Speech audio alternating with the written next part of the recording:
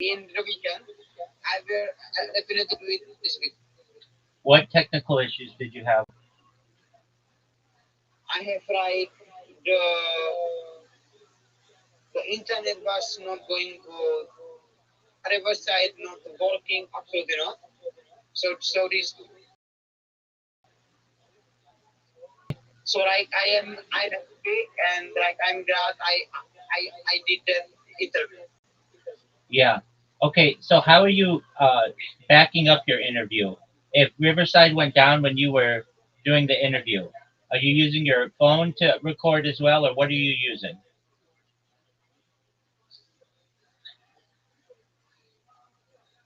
That's the mistake. I'm not using anything. That's mistake.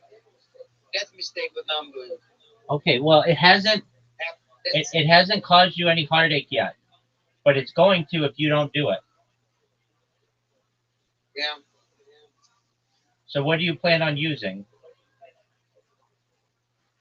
I am going to be definitely use with the Brazilian. Definitely. Yeah, but what are you gonna do? Because with the Brazilian I am going to like do with the Google translator when I'm done talking with you, and I'm going to record my my phone. Okay. Do you have any other device that you could use? I have three phones Okay, then use. and tablet. Okay, so what you should do is you record with your computer. You keep recordings on two of the phones, and then you have your real phone for your own need if you need it. A computer I have that's that's the that's another issue. With a computer I have like the good computer. I'm good, but the problem with this is I don't have headphones for this. I don't because my headphones have bad have not good that connections to my PC. Ah, So I cannot use it. That's why I am using my phones. okay, I understand what you're saying, but you only get the recording one way, basically. Yeah, Or no, you won't even get that. You but won't even get that. Okay. Um. yeah, So I think what you should do is get software on your computer that's free that allows you to record without your headphones. They have software you can chat GPT it that allows you to record for a podcast but not need headphones and there's no echo. yes, but I don't have microphone. Like this is the only mistake my computer had. I don't have a microphone. The computer itself is microphone. It, mm, mm, The computer I don't has a know you know the because com, you know you know the computer I like you know the computer has a microphone. I never tried. Okay, so you need to try it. Come on, you know that. I never tried. Okay. Yeah, yeah, that's true. So I have a deal. Okay, hey, I have a deal. We will try it when we are gonna try it. That Google Translate for that episode with that stream. Okay, Whatever you want to do, big dog. and if this is going to work out, bro, I think that you're gonna be so good because phones are good. I'm not saying they are bad. I'm I'm not saying that, but like sometimes it's better like a computer. I get what you're saying.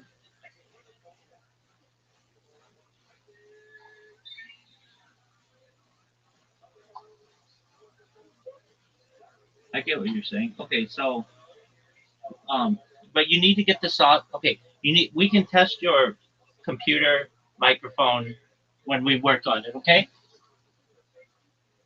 Yeah, Okay. we will definitely do that. Now here's my next question. Because the last week I was like tired, like really tired, like mind tired, body tired, everything. So I was not good. Okay, will it be better now?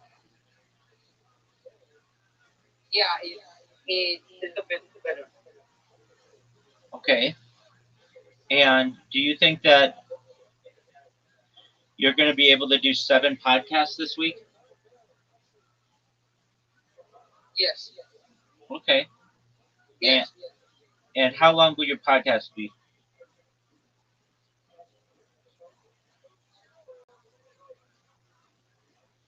I You can, do you want to know what the answer I is? can have Do you want to know what the answer is should be?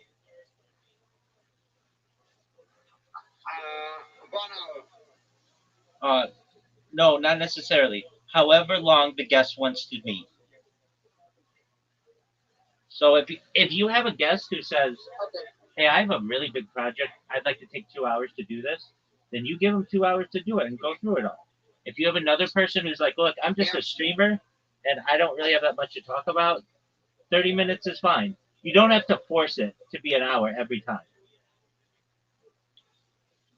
Okay, okay, yeah, okay. Because like I can, I can definitely have, I can definitely have like 1 hour interview. Right, I can post tomorrow 1 hour interview because I did interview about the Christianity and this stuff, and I did half an 1 hour, half is out, but tomorrow I can do like 1 hour. Like no, no program, no, no program. So yeah, so I will do it. Yeah. Okay. Good. Is that the plan? Yeah, that's the plan. And I think I have tried how much I have. Okay, I have tried three podcasts which I done and I can publish. Next, I have some new people want to be in my podcast. I think one or two want to be there. So I think this week I'm good. And I have used them. So Right. I have used them. So I'm right. I'm good. Okay, now, here's what I would say to you as well is But here's what I would say to you as well. When you need to create a Reddit for yourself. Did you create a subreddit for yourself? I have read it for my life podcast. Yeah. Okay, good. But do you have a subreddit for it? What? Do you have a subreddit for it?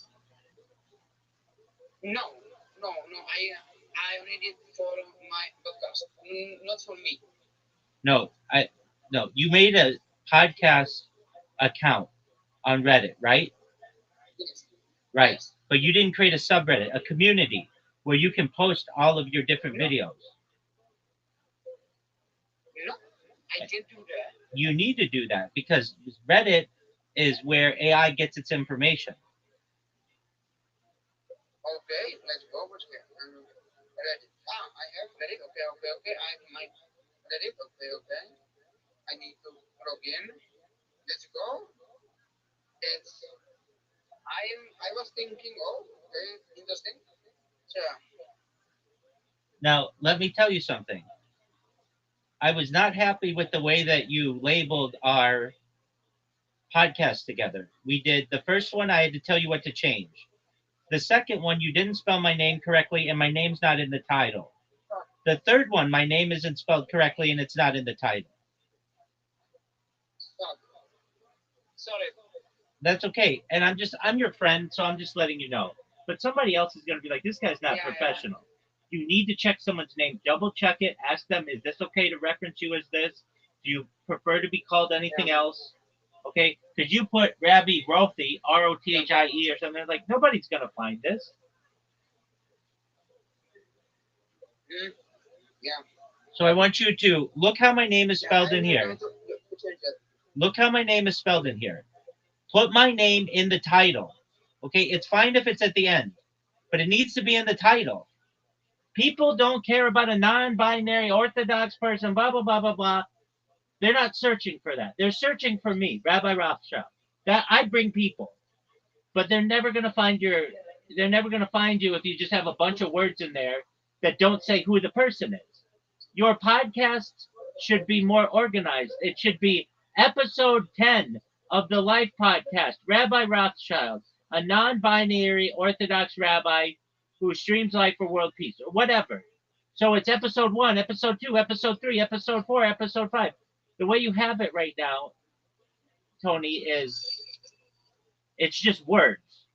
But you get what I'm saying. It's very obvious what you're doing. You're Right. going to AI and you're asking it to give you a title, and that's not what you want to do. Look at how Joe Rogan is. Joe Rogan has the biggest podcast in the world. His podcast says episode 2504, person's name, and then you can put whatever you want to put in it. Does that make sense? Yeah,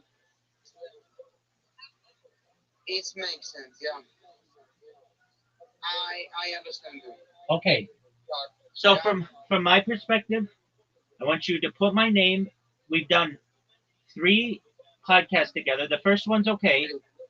The second one, put my name in the title. The third one, put my name in the title. And then go through the descriptions and read through them because my name wasn't right in either of those. No one would. What I'm saying to you is, look, I didn't take offense to it. I understand. But if somebody's looking for a podcast about me and they type in Rabbi Rothschild, you have one, and no one will ever find it. that's true. And Yeah, yeah. Fuck. Bro, thanks. I did that. Thanks, you're thanks. welcome. And I'm not sad or mad or anything. I'm not. I'm giving you a heads up that like you're gonna have other streamers. You're gonna be connecting with people on TikTok and Kick and Twitch and stuff. You want to double check their names, and you want to say how do you Yeah, want to be referenced. And another thing you can do is say, yeah, send me a biography of yourself if they have one. Most people do, so that you don't have to go in and just make up stuff. They'll give you a biography to put in there, and you can have like 5,000 words or characters or so in the description. So that'll help you from an SEO, a search engine optimization yeah, standpoint. yeah, yeah, yeah. You know what? I will do with every podcast, even with a new one. That's well, yeah. Yeah, And so you just say, do you have a biography? What are your pronouns? Like I'm not too hard on people. I don't care. But generally, if you're going to say I'm non-binary, then you refer to me as they, them.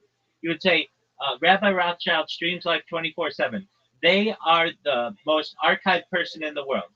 You get what I'm saying? Like if you're saying that yeah, non-binary is part of this, then you should take that seriously. Now, I understand, Tony. I totally get it. Call me whatever you want. You can call me he, them, rabbi, whatever you want. I'm not mad at you. But just know you're going to get other people out there who aren't as cool as I am, and they're going to be like, you didn't even ask me my pronouns. And you'll be like, oh, what are your pronouns? And then you have to be very careful in the description and everything to refer to them in a certain way. And another thing, you want to make sure you double check and triple check their names. Of anything that you want to spell correctly in your podcast, it's that person's name. Nothing else matters. Whether they're a kick streamer or whether they do YouTube yeah, or whether they like yeah, dogs and chocolate and rainbows, that doesn't matter. Their name matters because when somebody's searching them in YouTube, like you want to get their audience, they're not going to find you if it's not spelled correctly. So you want to double and triple check yeah, that username. and ask them. So you might find somebody who's like, um, oh, like who would it be? I don't know. Who? Let's see here. What's a good example? Okay, let's say you interviewed Mr. Beast, and you'd say, okay, do you want to be called Mr. Beast or do you want to be called Jimmy Donaldson? And he might be like, just call me Jimmy. And you're like, okay. And in the writing and the description, do you want me to refer to you as Mr. Beast or Jimmy? And he'd be like, oh no, in the writing, refer to me as Mr. Beast. So you want to make sure to like ask ask your guest. Another yeah, another thing that you want to do is you give them a clear understanding that I want to make you aware that normally the podcast goes for about an hour. If you don't have anything else to say before then, that's absolutely fine. If you have more than that, that's absolutely fine too. You should also know if there's anything that you want me to edit or take out, or you misspoke, or any change that you have, either now or if I can in the future, you let me know. That gives them more comfort that they're not going to have a gotcha moment. You might say to someone, so you've been streaming on YouTube for the last 2 years, and you like to stream Grand Theft Auto and Fortnite, and the person may say, "I don't like to stream Fortnite. Please don't mention that." You get what I'm saying? And you don't want them to feel embarrassed. yeah. Yeah, thank you so much for this. That is, Absolutely. thank you, Another thing at the end of all thank the you. absolutely at the end of all of the podcasts, you want to tell the person, "Hey, I really appreciate this." You want to send them an email immediately thereafter, thanking them. Thank you so much for doing the podcast. I really appreciate it. And I am, you want to tell them I am doing this. Like I'm not sending email, but I'm doing like, thank you for this. I am doing this. that's not good Like, enough. That's go, not good enough. That's not good enough. That's not good enough. Everybody does that. You want to go a level more and keep that connection built. You send them an email, and an email to me would look like this: Hi, Rabbi. I want you to know how much I appreciate you taking the time to be on my podcast. I appreciate the advice that you gave me. I think you have a really interesting project, and I wish you the best with it. If there's anything that you need from me now or in the future, please feel free to connect with me. You should expect the publishing of the podcast to be in the next 2 weeks or so. I would appreciate it if you would share it on your social media. Thank you so much. I will email you when it comes out. Thank you so much. Sincerely, Anthony. And the reason why you do that, or Antonin, uh, the reason why you do that is because now they're going to share it on their social media. When before they might have just said it, now you have it in writing. yeah, like yes, I'm not doing it, but like they share already, like they share. I don't have problem with people to share it, but I understand I understand that. You have to understand, not everybody's Okay, good. Wait, but so like right now, I will do one thing. Every episode, I will do name. Like I will do like Shane or like Joe or like Stacy in the future. Yeah, I will do that too. listen, just look at how Joe Rogan does it. He has the biggest podcast in the world. He has episode Yeah, 294, Life Podcast. His I think says JRE number 394, whatever. Yours should say Life Podcast episode 0001 with the Brazilian guy, whatever his name is, and then you can say a little bit about him. yeah. And you also have to recognize, like that title, it's important, it's very important, but people need to be able to find who's in there, and that's the most important thing. Um, Yeah. okay, And like, do you think that the photos is good? yeah, the photos that you're using are fine. Do you like, yeah, okay. Yeah, but here's the thing. I would ask someone, like when we did it, you were like, all right, just take a picture with me really quickly. I didn't know what that was for. The picture that you took is fine, but you normally would just ask someone, do you have a headshot that you'd like me to use? They'll send you a headshot that's pre approved. I am okay. The picture what I use tell you is for the Instagram. It's not for the, like for the thumbs up on YouTube. It's not there. Okay, that's fine, but that might not be the best picture I've ever wanted you to take of me. It's on a computer. It's not HD. The lighting's not perfect. There are people who have pictures out there already. They can send you the picture, and it's exactly what they want, promoting them. What I'm Okay. saying is, you shouldn't be Okay. the one taking the picture. Ask them for a headshot, ask them for their biography. All the people who you interview either will Okay. have that or they'll get it to you. Okay. Yeah. Thanks. You're welcome. Yeah. Okay. I have one Okay. more thing. Okay. I have one more thing.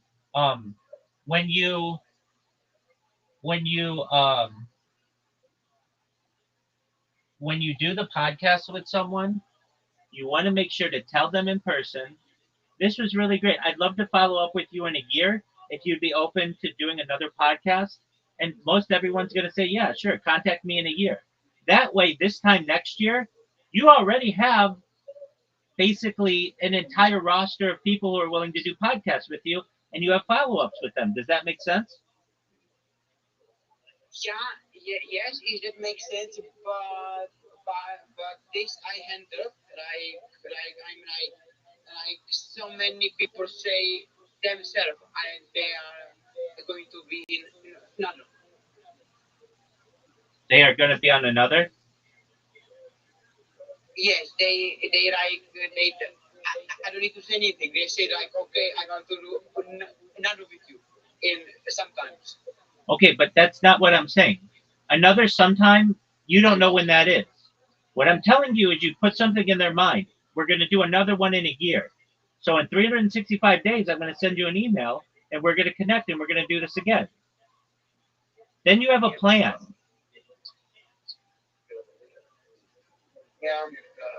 Yeah, I get that. Fuck, A- fuck. Antonin, That yeah. Antonin, if you ask a girl out to for a date and she says, "Yeah, we'll go out sometime. That sounds great." Would you rather have that or would you rather have her say, "All right, well, in 1 week we'll do it"? True. It's too Yeah, easy. yeah. Thanks. You're welcome. It's too easy to blow you off and just say, "Yeah, we'll do one in the future," and then they never answer your email again. As opposed to, we're going to do one in 1 year, and then we're going to do one a year after that, and a year after that, and a year after that. You don't have to tell them all of that, but I just want you to know that we can do one in a few months, but also, no matter what, I want to do one in a year with you. I'm going to do a follow up. That's important for me. Yeah. Okay. Okay, Okay. Yeah. excellent, Antonin. Well, that's enough for today. You do what you need to do. If you need my help, let me know. But one thing that I really highly advise you to do is create a subreddit for live podcasts, and then start putting um, your podcasts in there, um, in order from one to whatever.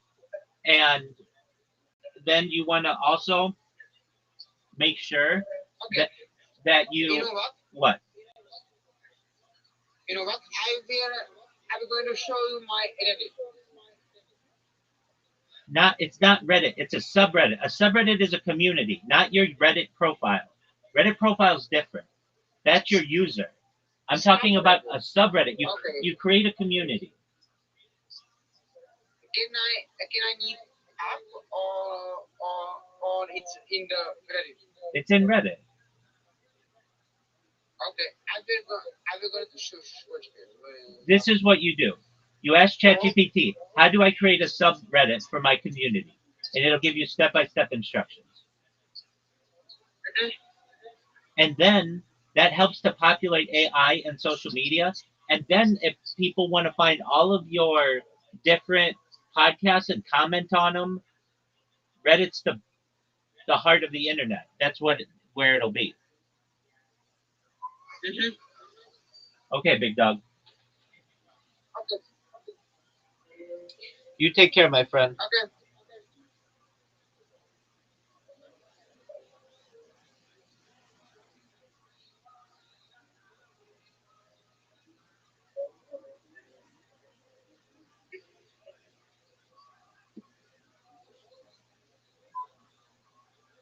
Okay, thank you. Take care, Like big dog. you, I think you, yeah, yeah. Thanks. You're welcome, big man. Yeah. So I will. So my first thing I will do today, I will going to like every episode I done, I will going to put name of this person. This is the first. Good. This is the first, It and it should say live podcast episode whatever, and then the person's name, and then what they are.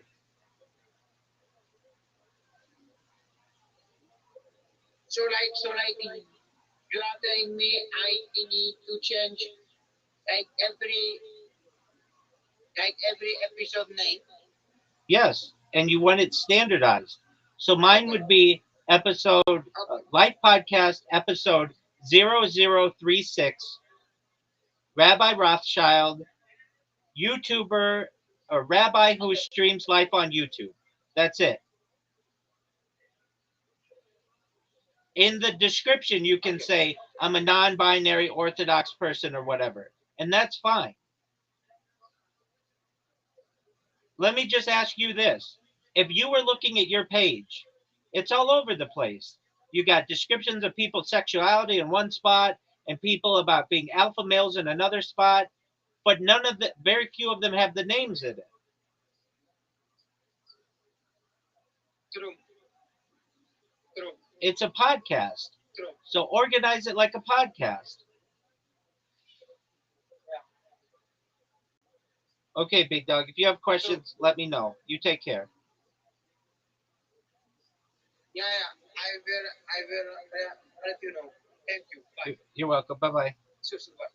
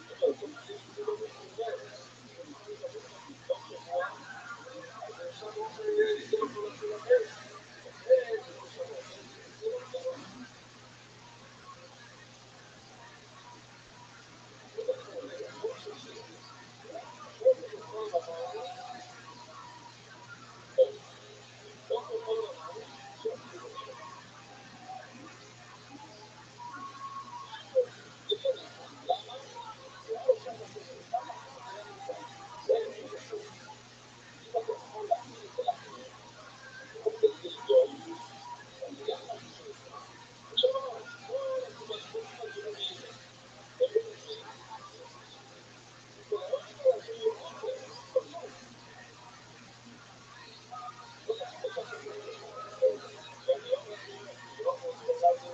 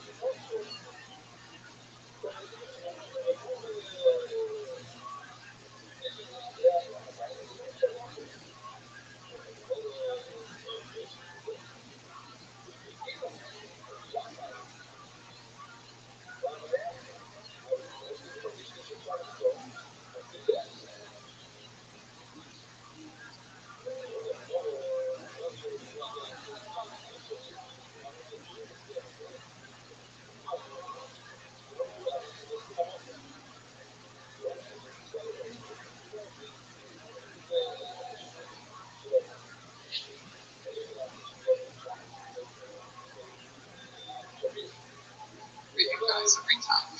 Alright, this looks like an interesting name. Mario Caballero? Am I saying that right? If your name's Mario CABA, it's you. Mario Caballero? Caballero, I believe. Mario!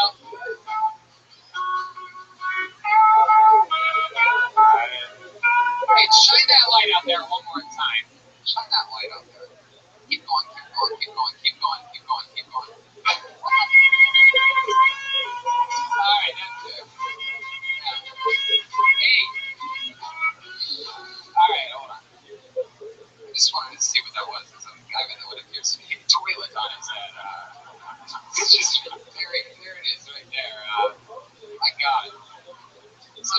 wish I didn't have to pull names out of a bucket. You know what I mean? Sometimes I wish I could just be like, all right, pull a name out of the bucket. Put your hands together for Bando, everyone. Bando. All right. There we go. You spin me right round, baby, right round. Here he is. Bando, everybody. Come on, that's pathetic. Keep it going for the band, guys. Come on. Keep it going for your panel. Love this shit. God. So as you guys can tell from my hat, I'm racist. No, I'm not. I'm from Cleveland originally. We had one and a half a little. That's not what I expected. But, I'm Sicilian. An old school house, I'm in my 40s. And, like my grandma taught me what it means, to be a man. Chivalrous, hardworking, abusive, that's not me. I'm not that guy. I never could be that guy. I'm not hardworking, okay? So I came to California and I'm trying to be woke in 2019, trying to be, I don't know, I'm doing like the infrared sauna twice a week, trying to sweat out all that toxic masculinity. You know what I'm saying? But it's hard. The rules keep changing. It's a lot of energy, a lot of work to be woke. I'd rather just take it. There you go. Everybody's pushing into the bear tonight. Bando. I didn't hear it. Like a record, baby, right round, round, round. Okay, Bando, very good. You say you're a racist. You're from Cleveland. It's funny you mention that because tickets just went on sale for our big Kill Tony in Cleveland right after we go to Pittsburgh and Columbus. Oh, like Cleveland, big funny enough for that. Heck yeah. Is that where you still live? No, I live in Orange County, but I'm originally from Cleveland, so yeah, a lot of connections. How long have you been in Orange County? Well, I lived in the Bay Area for 10 years and moved to Orange County about 3 years ago. I've been in California about 15 years. Wow, look at you. What made you come out here?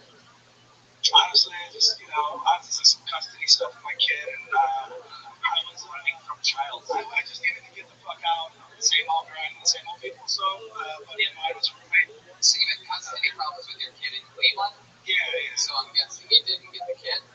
Well, now we're back. We speak every day. He's 21. Oh, okay. But I was out of his life for 16, 14 years. Hell yeah. How did he turn out? Good? He's a good kid, yeah. He's super smart. What is he up to now? Fucking, he's all about the DMT and the fucking acid. He goes to work every day. Yeah, he's not great.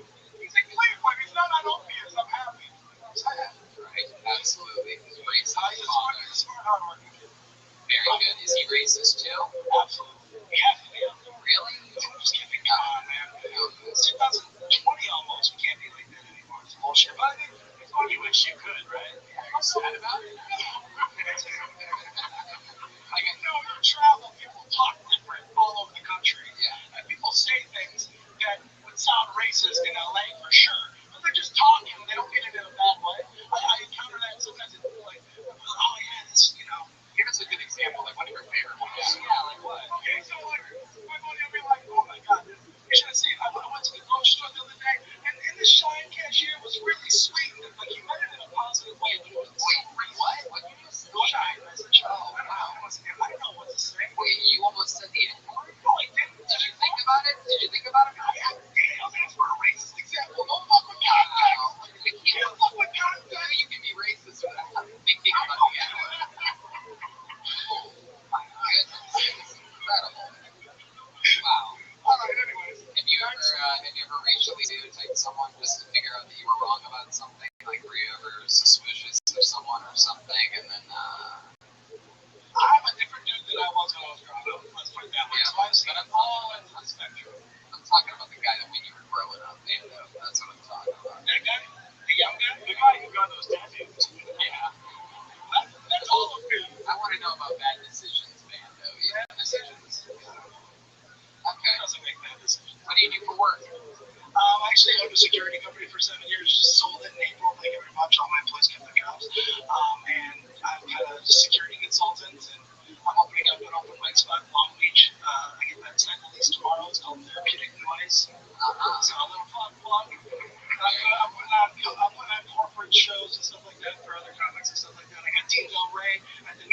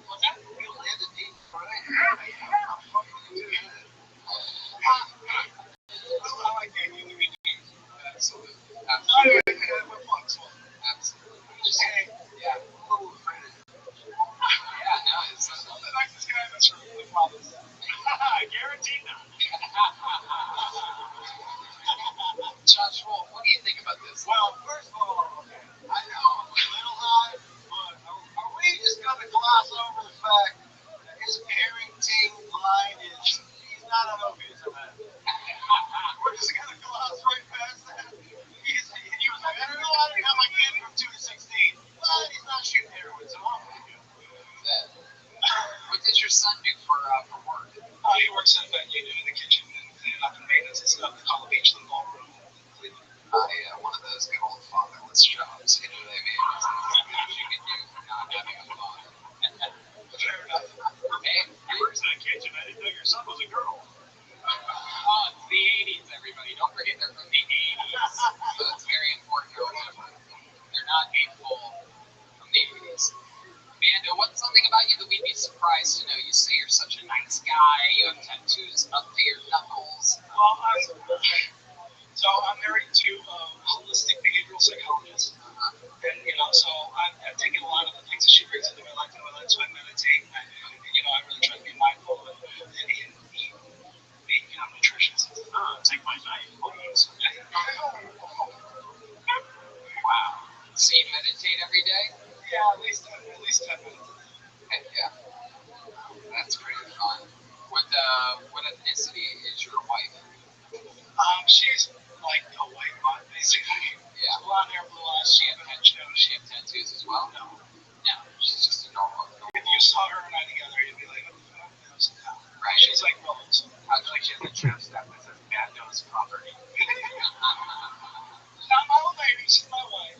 How'd you win her over? What was your big move? Where'd you guys meet at? We met through some mutual friends who just happened to have us at dinner at the same time, and we had an awesome conversation. What was the there it is. Shoulder chance of the night. Yes, man. He's caught fire.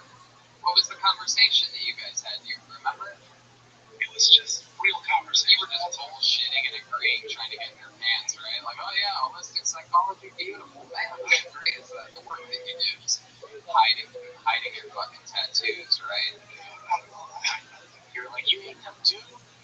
How long did it take you to hook up with her after that first meeting? Was it that night? No, it wasn't that night. Within 3 weeks, probably. We moved in together after like 8 weeks. Wow. You mean she moved into her place after 8 weeks?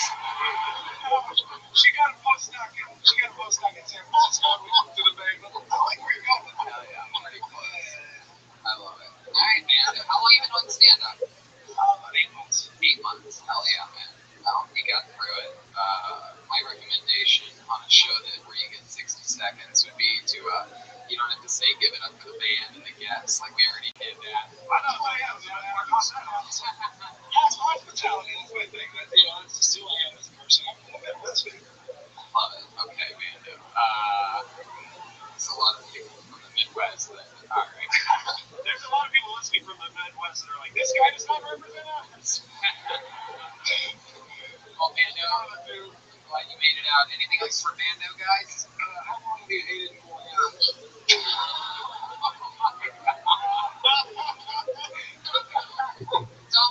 He's an 80s comedian, guys. He's an 80s comedian. Listen, I haven't eaten an eggplant in a long time. What? Okie dokie. Let's just keep moving along. Mando, everybody. There goes Mando on Instagram. Mando. I'd like to give a special apology to the Apollo 13 Aphrodite. So many people. The guy with the toilet on his head. All the cool black people in the room. We'd like to apologize. You can just edit that out. Alright, back to the bucket we go. You guys having fun out there? Clearly anything can happen. You've already heard 2 words that you can't hear on cable or network TV here tonight. Alright. No one has more fun on Mondays than us. Hold another name out, make some noise for Maria Bergere. Maria Bergere. Maria.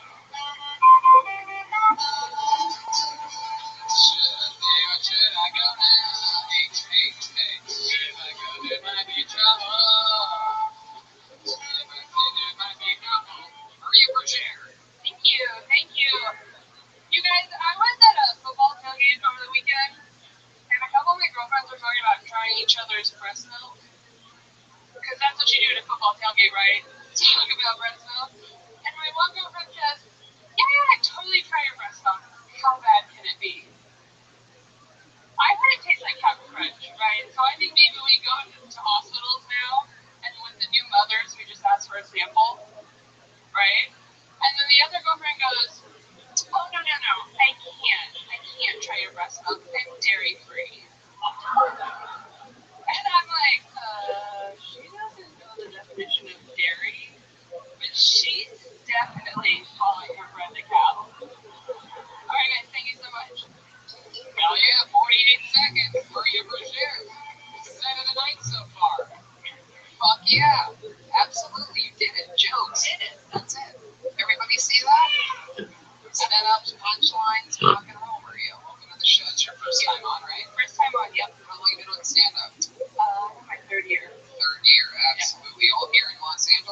I started in Portland.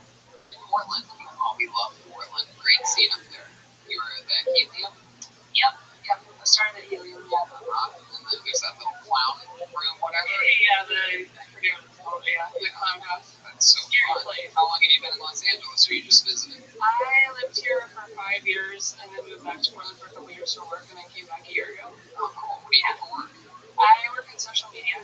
Oh, wow. What do you do for social media? I've worked with big brands for about 10 years. I was at Nike for 5 years. Great. Will you teach us stuff about how to help our social media? Anything you want to know. Great. Good to know. Welcome. You're the new social media intern here on Minnesota. Congratulations. First ever person to win that position. Hell yeah. That's so cool that you're willing to work for free for us. That's so awesome and giving of you. That's awesome. So, what else, Maria? You work here now, social media, you're doing stand-up for 3 years. You get hit on a lot at open mics and stuff. A lot of all the time. Everybody back there. That's goddamn right. A lot of you might not know. A lot of you normies might not know. Comedians fuck like banshees all the time. If they're not fucking, they're masturbating aggressively after not succeeding in trying to fuck. So, how many comedians have you fucked? Good question. Zero, yeah. Absolutely. You have a steady boyfriend or something like that? Nope. No? Just work and comedy. What do you got? Okay. I got it. Oh, yeah. All right. I'm smarter than that. Really? Yep. Heck yeah. You're not the first comedian that's been on this stage tonight to have a rabbit at some point in their it's a magician joke and got absolutely nothing. If the rabbit is a timely vibrator that women have, and there was a magician on earlier, for those of you keeping stats, at least one point I explained it in joke form to everybody. Wow. So Maria, how do you, if you don't mind me asking, how do you satisfy yourself with no men in your life at all whatsoever? You just I try to sleep when I can. try to sleep when you can. What does that mean? It's something I don't get it. A lot of people are laughing and I don't get it. When you work 9 hours a day and then you go to mics all night or shows, you don't sleep a lot. So then I try to sleep. So Tony was trying to ask how you come, and you're like, a good day. Well, hey, whatever it takes. I figured since you work in social media, I figured like you might pleasure yourself with like your thumbs or something like that. It's a special way to do it.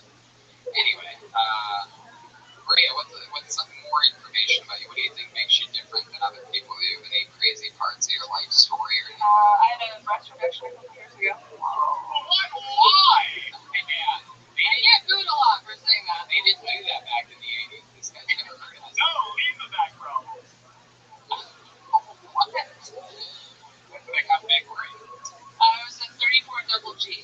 Oh, gee. She's never hooked up with a comedian, however, she just made 4 come in their pants just now. 34 double G. Wow, you will do anything to not get laid. This is incredible.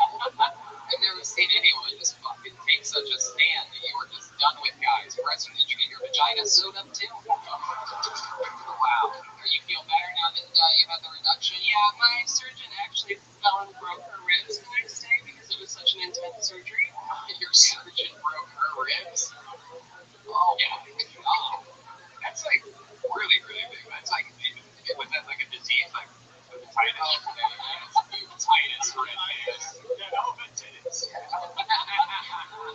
on! What are we doing here?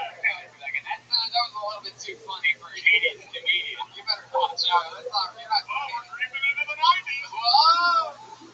A friend of mine actually has some kind of disease where her boobs actually hang down. So Those are the types of Oh no, friends, right? mine looked really good for how big they were. Yeah, so now they just look even better. Back feels better, lights better. I love that. did you keep them around as throw pillows? I should have. Yeah. What do you do for fun when you're not doing stand-up or working or taking a nap? I like to travel, play tennis, Yeah. ride horses once in a while. Oh, wow, you ride horses. You go to the equestrian district in Burbank? I've been there, yeah. Right? My goodness, you ever have anything crazy happen while riding horses? Is that how you come? Okay, Ryan. Red man. Red man. Game, set, smash. Wow.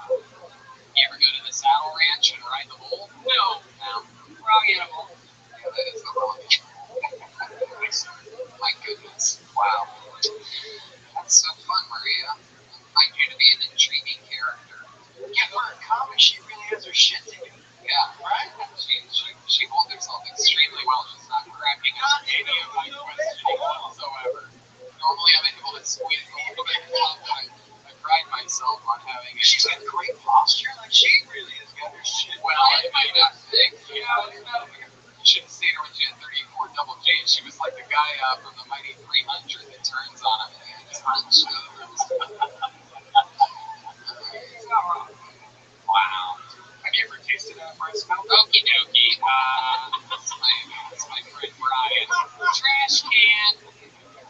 All right, Maria. I mean, I'll tell you this: unbelievable set. I don't want to sound like I'm hating on the ladies, but it's a very, very rare instance in which we're four comedians in, and then a woman comes in and fucking shows everybody how it's done. So very impressive. One more time for Maria Berger. She's on social media at Maria Berger, all one word: BRUGGERE. Hell yeah! First time on Kill Tony. It's fun here tonight. It's a bro called a Berger. Wow. What did you call it, Berger? I never asked me a Berger. You thought it was a Berger.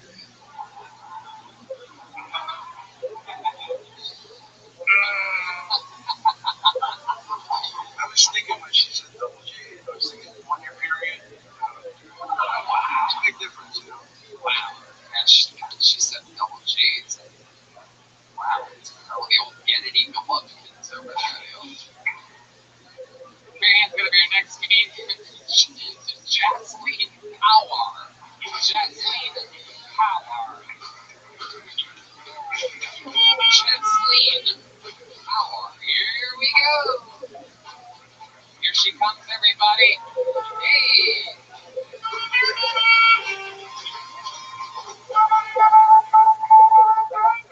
One more time for Jasleen Power. Everybody. As a child, I was fondled by a woman who now works in massage therapy. Well, the massage she gave me put my ass in therapy. This one time I went to this Instagram life coach. I told her and she said, well, at least now she's using it for good. I was like, for good? This bitch cracked the fucking code. She figured how to diddle and get paid. Oh my god.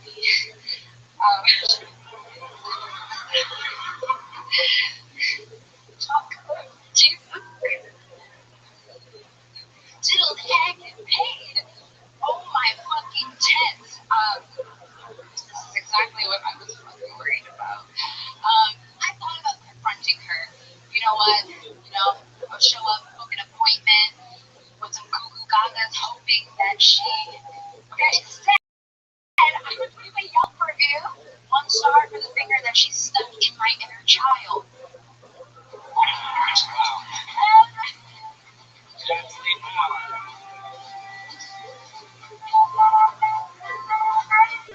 Welcome to the show, Jasleen. This is your first time on, correct? Yeah. Welcome. How long have you been doing stand-up? This is probably my 7th time. 7th time ever doing stand-up. Congratulations. That was Yeah. the first time I ever heard stand-up before. We were bursting into tears. It's sad. Is she still practicing? Yeah, she is currently still practicing as an RMT. I looked her up today and saw a photo of her, and she said that she likes to assist people with her energy. And I was like, yeah, I fucking know. So what exactly did she do to you? She molested me. Yeah, see, I totally practiced and wrote this fucking bit, and then Let's just talk about what really happened here. So you went in, and then what happened? I went in. Oh, no. I didn't actually go to see her. Oh. What I was trying to say is that I looked her up today. I've been wanting to confront her. Confront My abuser. your.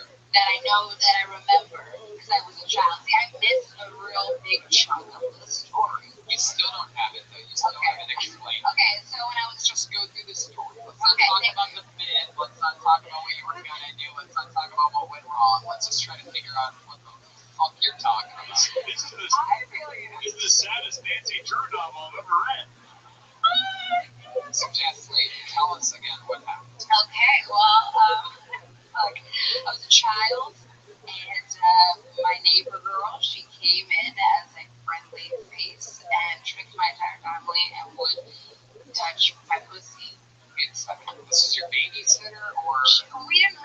babysitters as an Indian family. It's just usually friends of the family come in. If I need help, I need to take care of the kids that happen. So she's like an older teenager girl. Used to come kick it with my siblings, and then we would have tea parties in my bedroom, and she'd tell me to wear the bathing suit. And,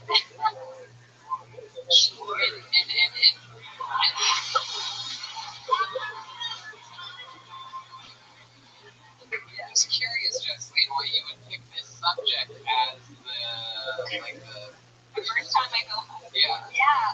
You know what? It was really good in my mind. I was laughing so much yesterday and today. During the molestation, or No, I actually no. When I was writing this stuff, I was laughing and I was having. which part? Yeah, I can't quite put my finger in it.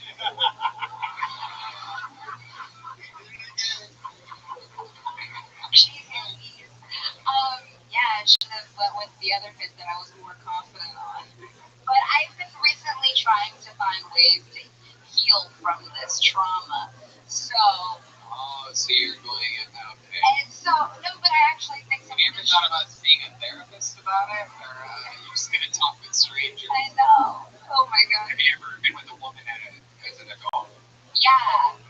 And I don't know if it's my thing. It's been a question since like really opening up and talking about my abuse, but I was like, am I gay? Am I not gay? Am I bi? And I've looked up a few women, and the last woman I gained a lot while eating the pussy. Why do you hold on a second here? Why does a normal response? I hate this. So Jesslyn, why do you think you were gagging this time? Was it the taste? Was it? I don't know if it was. I don't know if it was actually. All right, hit me over here, buddy. Zip, zip. There you go, pal. Yeah, the show continues. There's a whole thing going on. Jesslyn, so what do you think happened there? Well, she was also 51 years old, so. But she looked really young, and she has a plastic surgeon boyfriend. And she just wanted a boob fest, and she ate me out in a Rolls Royce, so it was pretty fucking cool. Wow, look at that. You get to the point again. Yeah, you're See, there's so much that I need to work through. You really brought that story around. That really is good. You know, Rolls Royce, my goodness, if you're going to eat out an Indian, it should at least be in a Cherokee, am I right, people? So really, do I get to go? Thank you. I've waited 12 years to do that joke. Just been waiting to find an Indian girl talking about getting her pussy eaten in a car of some kind. I always said, when that moment happens, Cherokee. Hell yeah, Rolls Royce. And then what? She's like, your turn. Yeah. Well, not really your turn. I was like, okay, I'm here. We hungry. Let's try it. And We hungry. My God, you actually ate the pussy? You swallowed?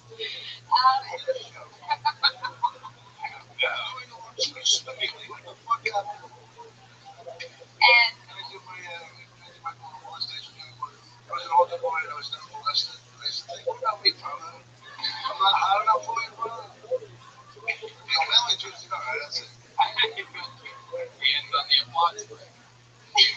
Wow, so Jesslyn, tell us about you. What do you do for work?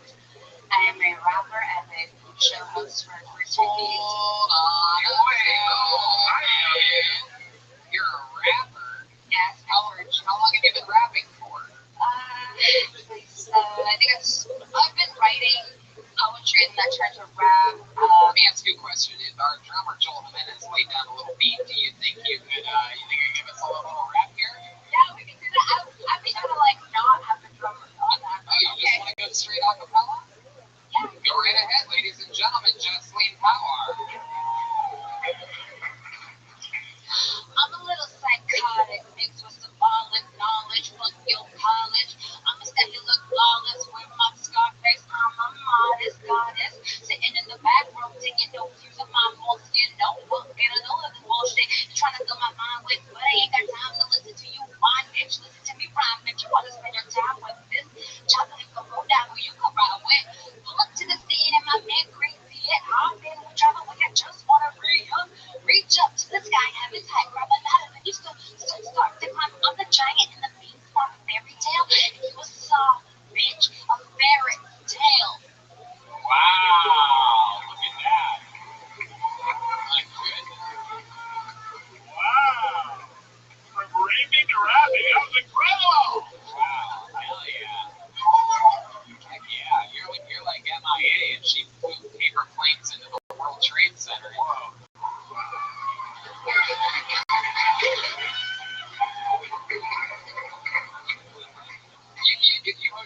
the Curry Show. Right? Yeah, I host the Curry Great Show show. for Sweet Baby and stream it. Oh wow! So you're sort of like a YouTube star. It's not on my channel, so I'm on their channel. So my YouTube's not really. It's like my music shit on my stuff, but yeah, I like to eat. We hear we hungry. That's for real. Absolutely. You're like Slumdoggy Dog. Oh my god, I can't believe I just fucked that one up so bad. Even sometimes they blow my own mind. I mean, that is just so good. Anyway. Anything else we should know about you, Jocelyn? Yeah, there's a lot. I really like chopping up garlic really fine. My favorite word is ginkgo biloba. And yesterday was the 13th year of my brother's death. Whoa. R.I.P. to the club. Everybody clap for that one. Wait, how long ago was 9/11 again? Hold on a second here.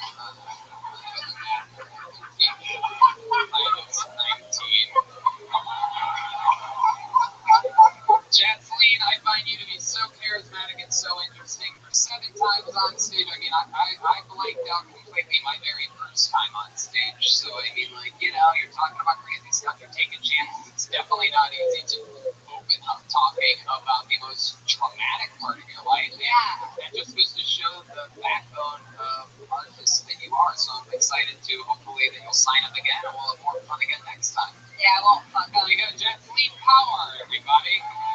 She's on social media at Horth Power. HORTHPOWAR.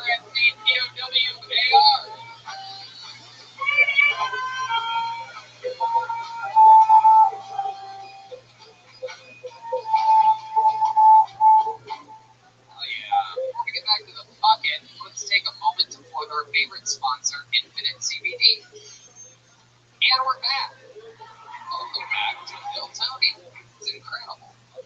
It's a beautiful, magical thing. You guys ready to get back to the show, huh? Back to the bucket we go. Where it stops, nobody knows. This guy texting my friend early on. Give a shit, no fucking respect, huh? He's got a good blazer on, though. Alright. Does anybody else professional in that dish? No. I mean, semi. Honestly, people's sad stories of their lives gives me very refreshing energy. What are the name of the bucket? Makes noise for John Daniel Luna, everybody. John Daniel.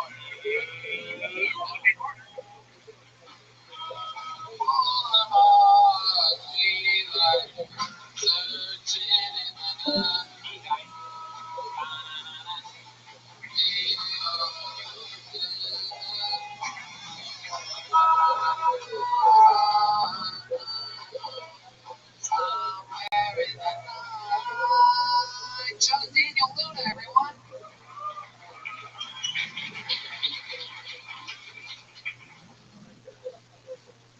First, I want to talk about I have a skin disease. It's called psoriasis.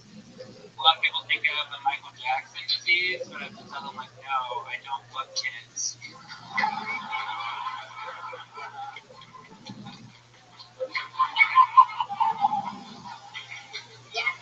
I'm pretty excited because I have these new shoes and these pink Nike Cortezes.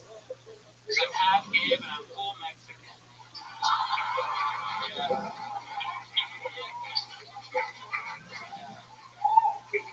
I am half gay or bi. Some people might say not be correct. Yeah, this guy came up to me one time and he looked at my shoes and he was like, I don't bang, I don't bang. It's like, sir, that's very homophobic of you. I want to lead in. John Daniel Luna coming in. Big moves. Big moves tonight. Amazing performance. You fucking did it. That's exactly how it's done, John Daniel Luna. And this is your second time on the show, am I correct? Yes, sir. And that went better than the first time, right? Yeah, yes it did. Okay, I promise you it did. Let's be honest with everybody, alright? Congratulations. Very good. So, is that true that you're half gay? What does that mean exactly? I'm like pansexual, but I don't like. What is pansexual? you want fried foods?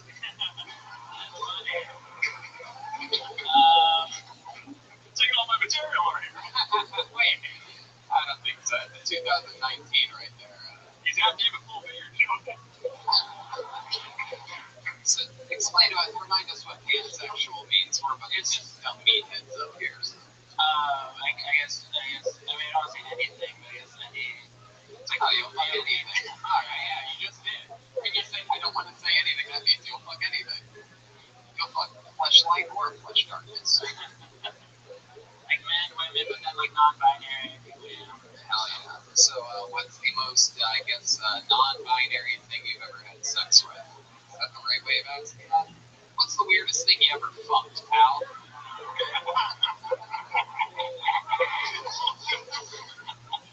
We just got word we did just get canceled just then. The internet canceled us. We just got word we are no longer streaming. Everything's gone. Go ahead. This girl, I don't know, she had like, Jeez, you don't even know how to explain it. yeah, I don't know, she had like a dick and then boobs, and yeah, she sucked my dick out of her. Oh my god. My god, miss. How big were these? Double G? I don't know, normal size. Normal size boobs and a dick. What was her voice like? More feminine? Feminine, yeah. Yeah. How big was the penis? Normal size. I don't know, dude. No, geez, your memory is as patchy as your skin. Right? I remember. There we go.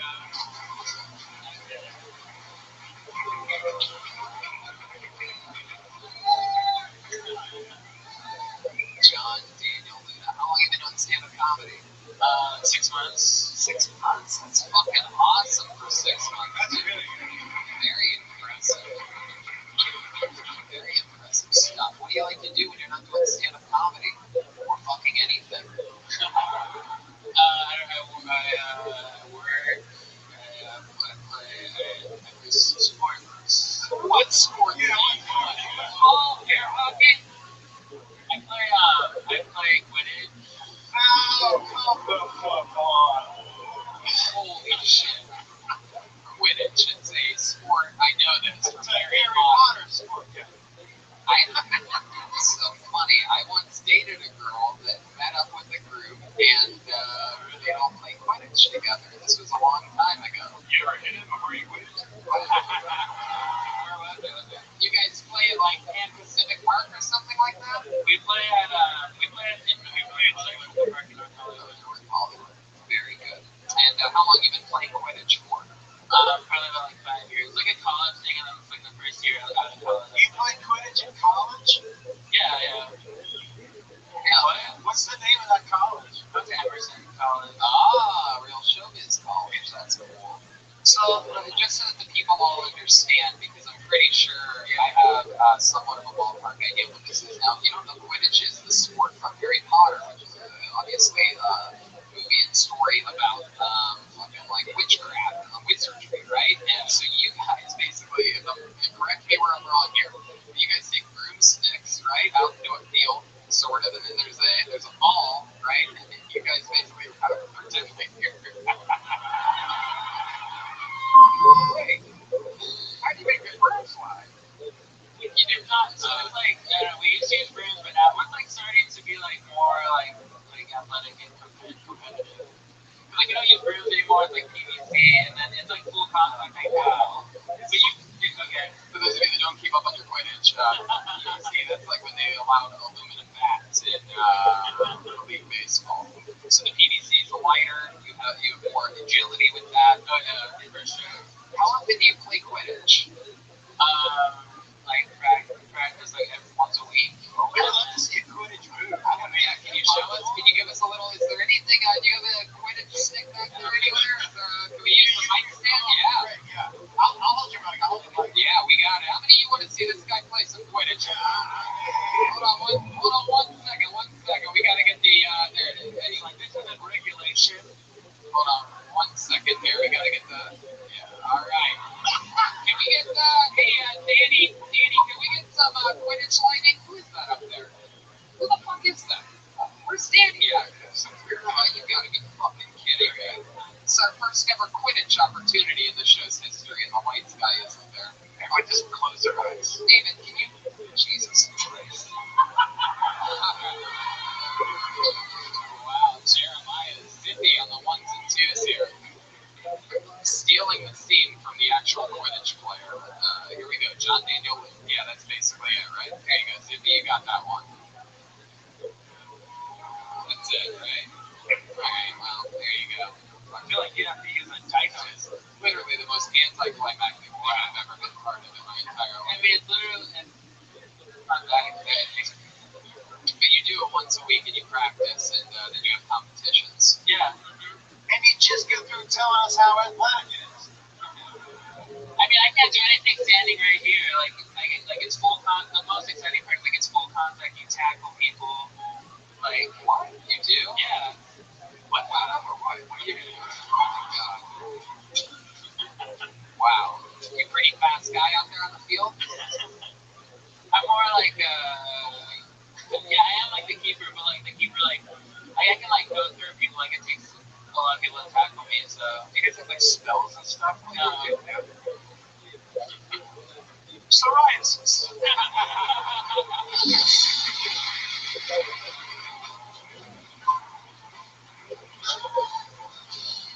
I'll tell you what, John, no doubt about it. Set of the night so far, a huge improvement from the last time you were on. You guys have anything for John Daniel Luna? We all good? Keep flying through it? There he goes, John Daniel Luna, ladies and gentlemen. Here we go. John Daniel Luna, one of the best parts of this show, you see somebody, they'll have a rough set or a decent set, comes back a couple months later and absolutely destroys. How about one more time for John Daniel Luna? That's his handle on social media, all one word, John Daniel Luna. Let's skip the bucket. We'll go back to it a little bit later, but for right now, let's bring up one of the regulars on the show. The show has two regulars, which means that they're being developed in the farm system here in Kiltony, just watching new minutes every single week that they write and perform. It's a lot harder than being pulled out of the bucket, or maybe you haven't been here for a few months, you have enough time to write another good minute. These guys are writing new minutes every single week, and especially this week where we've done 8 episodes total in the past 7 days. This is their 8th minute in over 7 days, so this is not an easy position to be in. This guy had a big breakthrough this week, and I'm excited to see if it carries over to LA. I present to you one of my favorite comedians. He's a very polarizing figure. People either love him or hate him. I present to you the one and only William Montgomery, everybody. Here he is. Here he is. Live in the flesh, the big red machine, the one and only William Montgomery. Let's give it up for Kobe Bryant, Los Angeles. You ever heard of Magic Johnson? So I tried to avoid the TSA agents who are also magicians, just because last time Carlos pulled a gun out of my ear.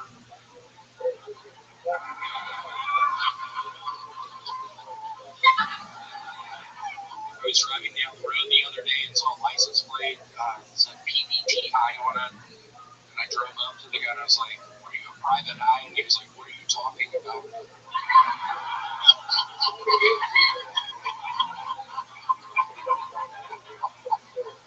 Let's give it up for Mike Indy, Sacramento. They killed in Sacramento.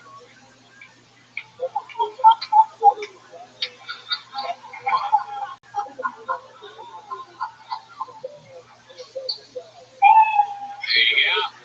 Stalling out. Were you winking? Were you winking there at the end? Were you doing that new wink that you do? I was not, y'all should have seen me in Sacramento for probably 2 minutes. I was winking at certain people in the audience. They left William does this new thing now where he winks at people in the audience and the crowd goes wild. It's very impressive. Some people, listen to the crowd go wild. He's doing the wink. I can tell you guys were skeptical at first, and now you're feeling that wink energy. It's doing it. They love it. Look at it. It actually works. Wow.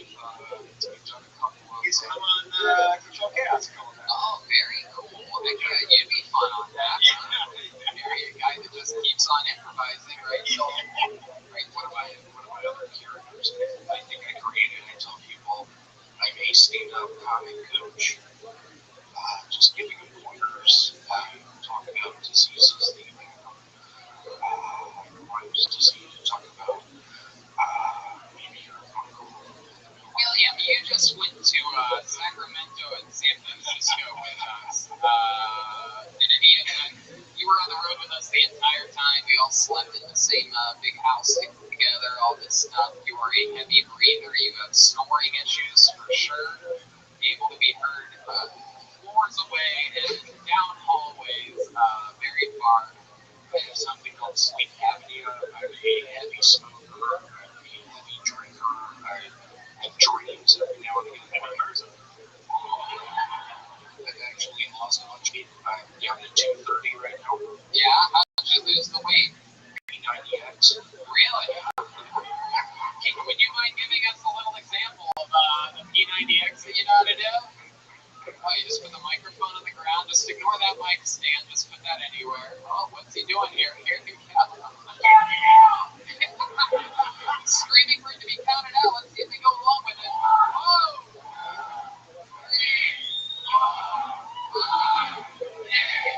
7, 8, 9, 10, 11, 12, 13,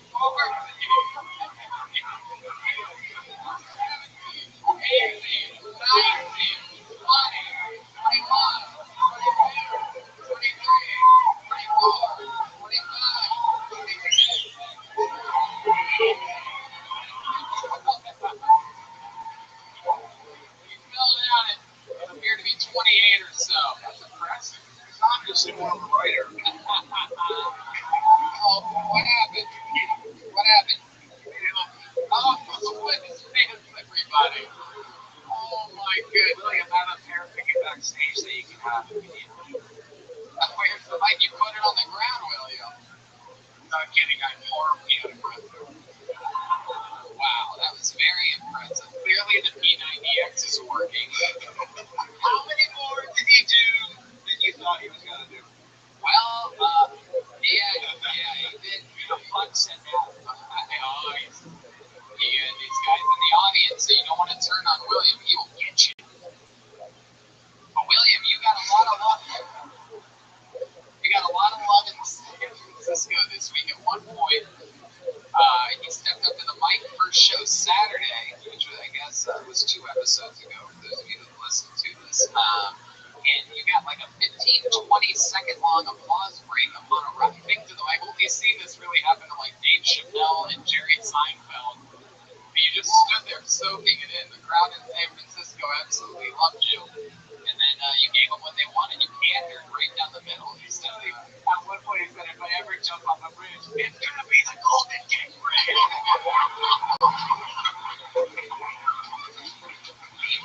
And they were like, yeah. I think one of my better jokes during that set was, so I homeschooled my daughter, we fuck a lot. Oh my goodness. It's incredible that you can get away with material like that. Josh Wolf, what do you think about this guy? I want to tell you something. I've only seen you do your characters. I've never seen you improv. I'm going to tell you this. This is the highest possible praise I can give you. I started with a dude named Brody Stevens. We started at the same time. It's the same kind of energy that he used to bring up the stage, man. I was looking at him, yeah. No doubt about it. No doubt about it. Absolutely. I agree with that 100%. There's some comedians that just have a little bit of a mythical spark to them. And while a lot of haters, I've seen it say, William doesn't write real jokes. William doesn't do comedy the way I think it should be done. But, I've seen him this week alone write two. He's sort of divisive, but I've seen him write 2 new devices. This pandering thing, which is very funny. The winking thing, which is very funny. He was winking to people as he was walking up. I had no idea. He was doing it we were doing meet and greets, massive lines of meet and greets after the 6 sold out shows. We were all signing things and this and that. There's this whole line of us and people are moving down and William's just standing there just winking at people as they go by. It's very impressive. How about one more time for the great William Montgomery? A new minute every single episode from William Montgomery. If you call, I will catch you. I'll be waiting. Time after time. Alright. We have another regular on this show, everybody. He's a few weeks into his regular shift here. We have a lot of fun. This guy writes a brand new minute every week, and it's always very, very funny. Again, he's coming off of his 8th brand new minute this week on the show. And I'll just warn you guys, I'll warn you guys on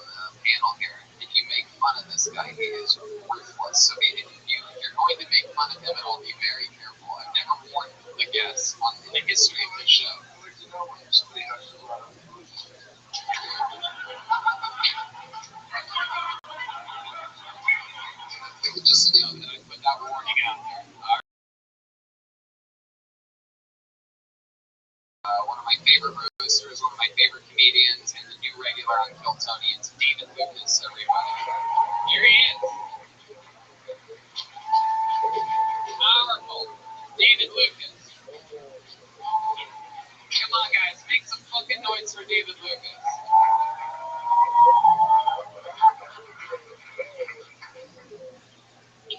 I used to watch a lot of wrestling growing up. Like, I watched that shit like a nigga that had a porn addiction, you know what I'm saying? My favorite wrestler was Stone Cold Steve Austin. The Jesus of the trailer parks, you know? Like, I kept on watching Stone Cold, and the older I got, the gayer he got. I was like, this nigga is dressed like a bikini softball player. And I don't know how the fuck he got that big on a diet of baked beans and Budweiser, you know? But I had to really quit watching wrestling because it was affecting my family life. You know what I'm saying? Like, I would put my retarded uncle in wrestling moves.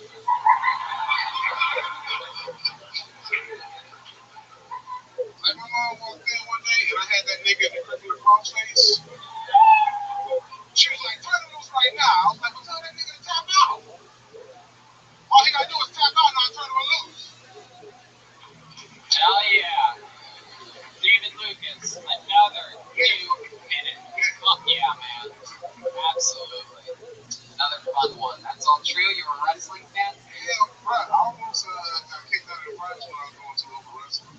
Because I was fucking putting kids in wrestling moves during PE. Yeah. One kid's mom wanted to, like, press charges on me and shit. No, same, man. We used to do that in music class. It was, we had a music teacher that, like,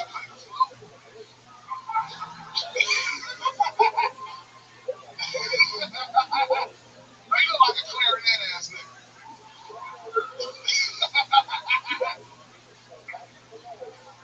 first of all, how dare you? Second of all, I will not take these insults from a clearly a tuba player. Alright? Get the fuck out of here. Hey, ain't Tony dressed like a public defender? Alright. If he don't shit, he going to free. Yeah, I look like I'm public defending you. Look at you.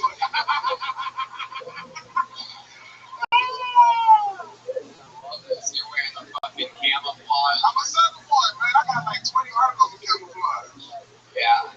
I got some whiteface too. You've done whiteface before? No, we check right. Is that just what happens when you get into a fucking powder doing the heat? Yeah. I helped you, you know.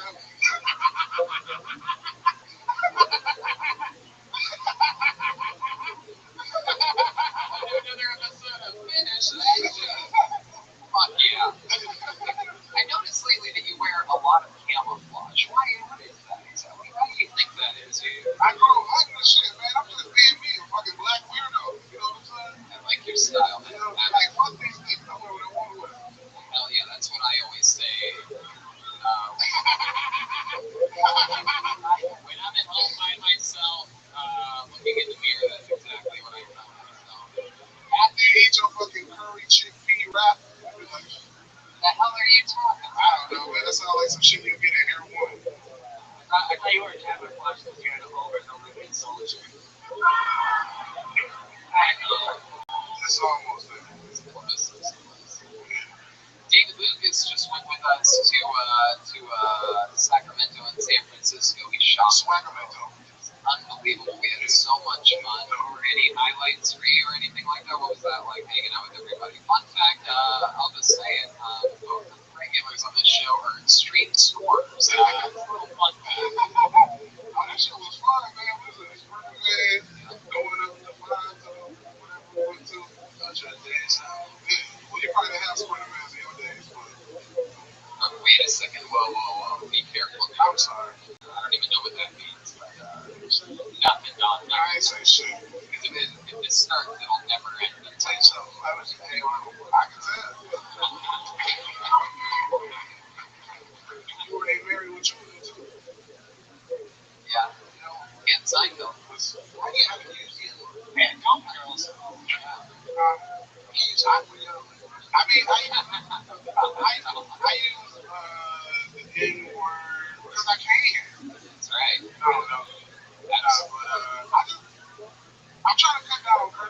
I haven't been saying as many bitches, fucks, and motherfuckers. Why are you trying to cut down on cursing? Why do you think? Just to have easier sense for like TV. You know what I'm saying? So it's like the one word that I have left is the N word. You know, That's right. I mean, you might not be able to say retarded either. Yeah, That's such a retarded thing. True, that's true, yeah. That's what I know you. Wait, we're getting word right now. Dahmer has been deleted. The scenes have been deleted from Golden Girls, everybody. They went back. They canceled your scene. Wow. I'm working on the N word just for you, buddy. Yeah. I'm gonna say Negro. That's better. Those colored kids were nice. Oh, right. If you need a list for other words, I'd rather be called a nigga instead of a colored. if you'd like to see a list of other words that you can call black people other than the N word, Don has it. It's in scroll folder and in the backseat of his car. You ever call anybody the N word? You ever call anybody the N word?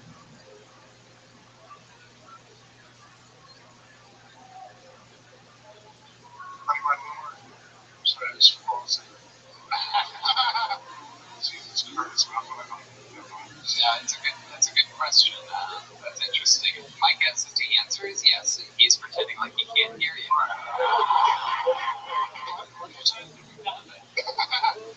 Can you really not? You can't hear him when he's fucking with us. He's a master comedian. Fucking with us, absolutely. Just get him like I can't fucking hear him. I was like, do I need to speak sign language? Shit. I can't do shit.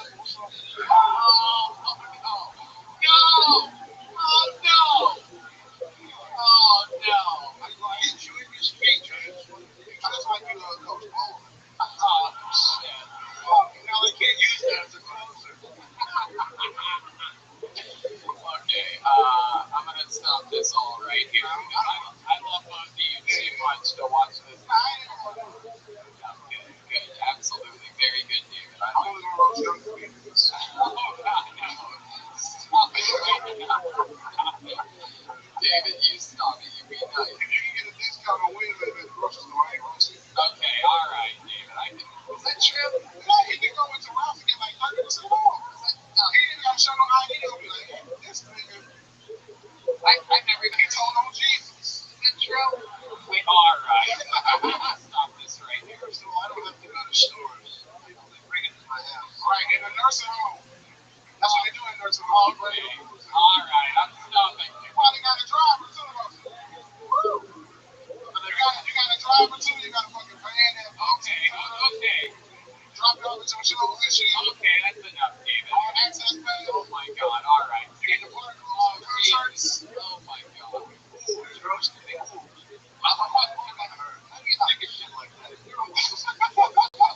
Okay, I'm gonna put it into this right now. How about a hand for David Lucas, everybody? The great David Lucas. He's really good. Yeah. Stand back from that ledge, my friend. First of all, look at me. Look at me. Why look like you even give a fuck? I'm a person here. I heard him. Maybe someday I'll have 1/3 of the fucking credits I have. And the credit, the actual credit.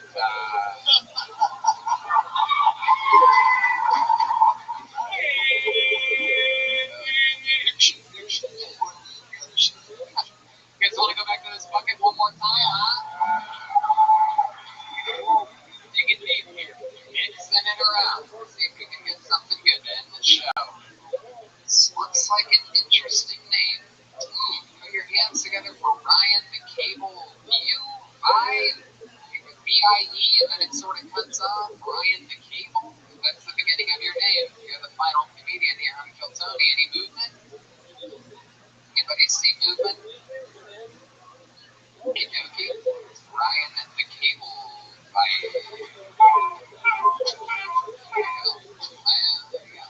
Okay, how about Kenny Weber? Kenny Weber.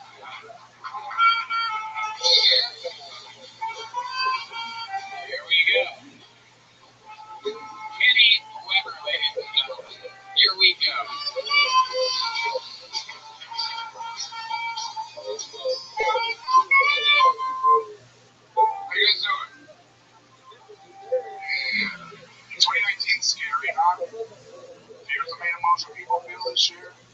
Right? Scared of the president is. Scared for our economy, our environment. Scared World War III is going to break out at any time. Scared for women's bodies. I'm scared a bird's going to shit in my hair and I'm not going to feel it.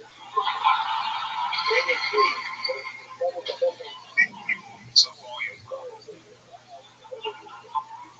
I get asked every day, at least once a day, how do you get your hair like that? Because white people don't know culture. And I'm a smart ass. Some people be like, have you seen those tiny curly irons at Target? I was up till 4:30 this morning curling this shit.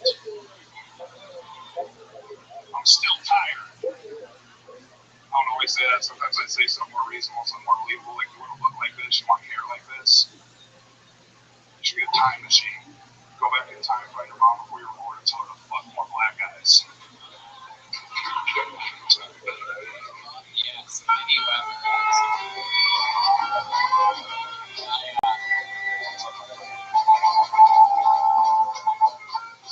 Take another half a step back so that we have a perfect line of guys with 80s comedian hair all in a row there. The first thing I thought was that dude from the County Crows has let himself go. I think he cut his hair like 3 weeks ago or something. Sha-la-la-la-la, yeah. I saw that like a interview book called You're Wild.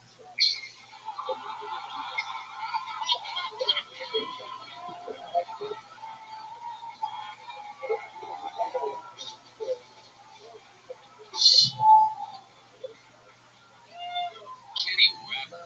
Wow. How long have you been on stand-up comedy? Like 2.5 years. 2.5 years. Next question. How do you get your hair like that? Ever seen those tiny curling irons at Target? That? Ever seen those tiny curling irons? No, I was kidding. I know. Hell yeah. So what ethnicity are you? What do we call this? Half black, half white. Half black, half white. So you're white. Very good. Mom's white? I'm adopted. My whole family's white. I'm adopted. Your whole family's white. You're adopted. Okay. So like my mom, like my birth mother was white, and my father was white. Very mother was white. And your father was Still white. waiting for the show. Yeah. Absolutely. Thank you. I appreciate it. You ever contact your actual parents? I took like an ancestry test this year, and I found some people I'm related to through that. Troy Polamalu. There's only on the black side, which is surprising. I didn't find any white people. Some black people in Oregon.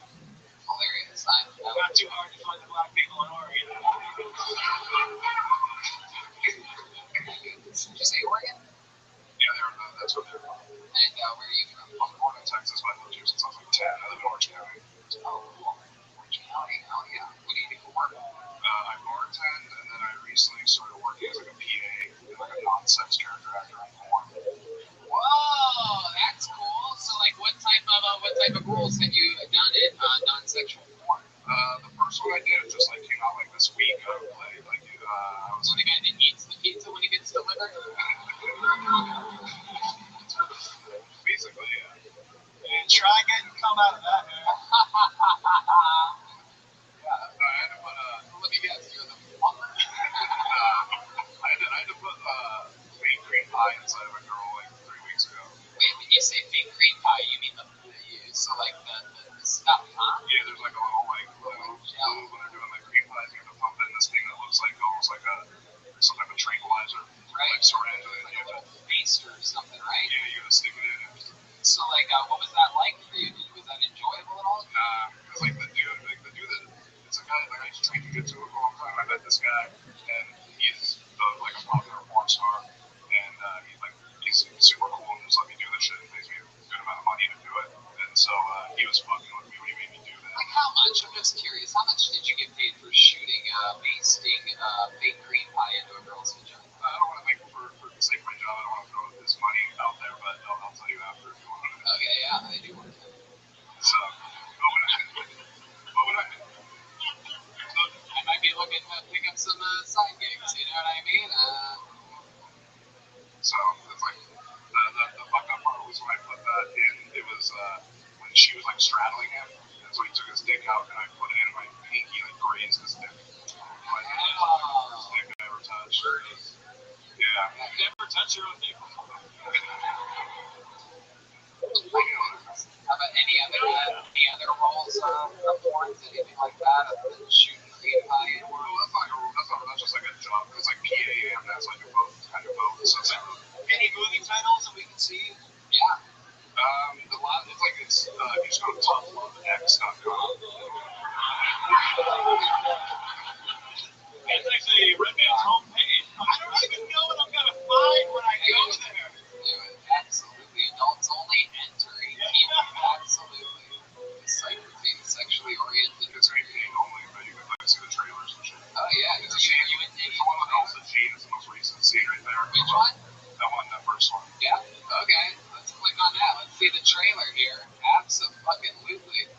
This is fun. Can we turn that around? Maybe the audience can see too. All right. Let's see what happens here. This guy. Whoa, there you are. Wow. Oh my goodness. This is incredible. That's the scene too.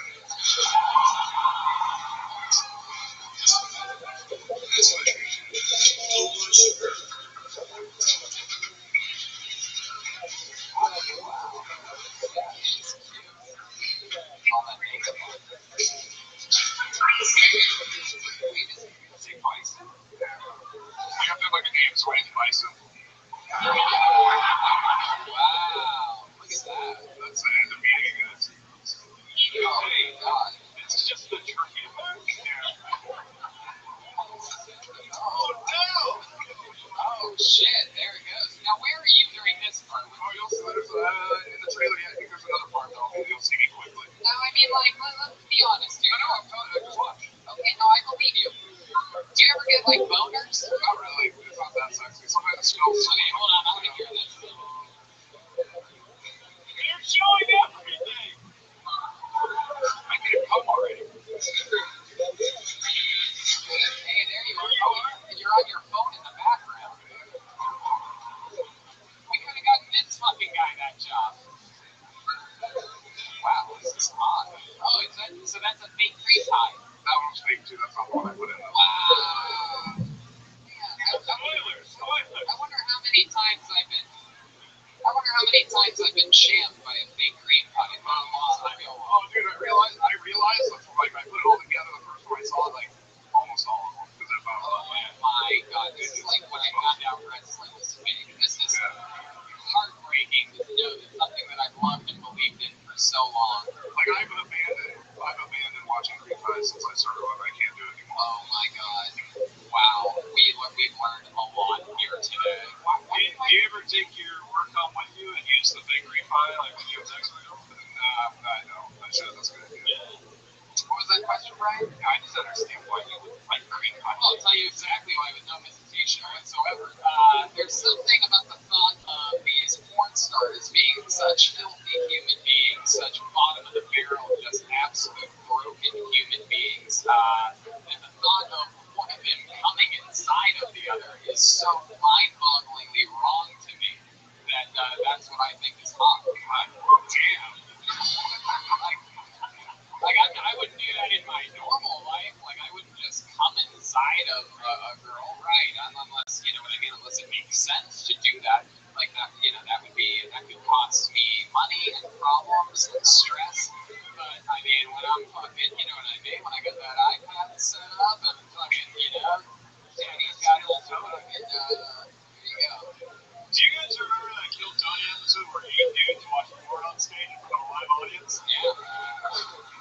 Come on! Just one more skit you'll never see on Saturday Night Live.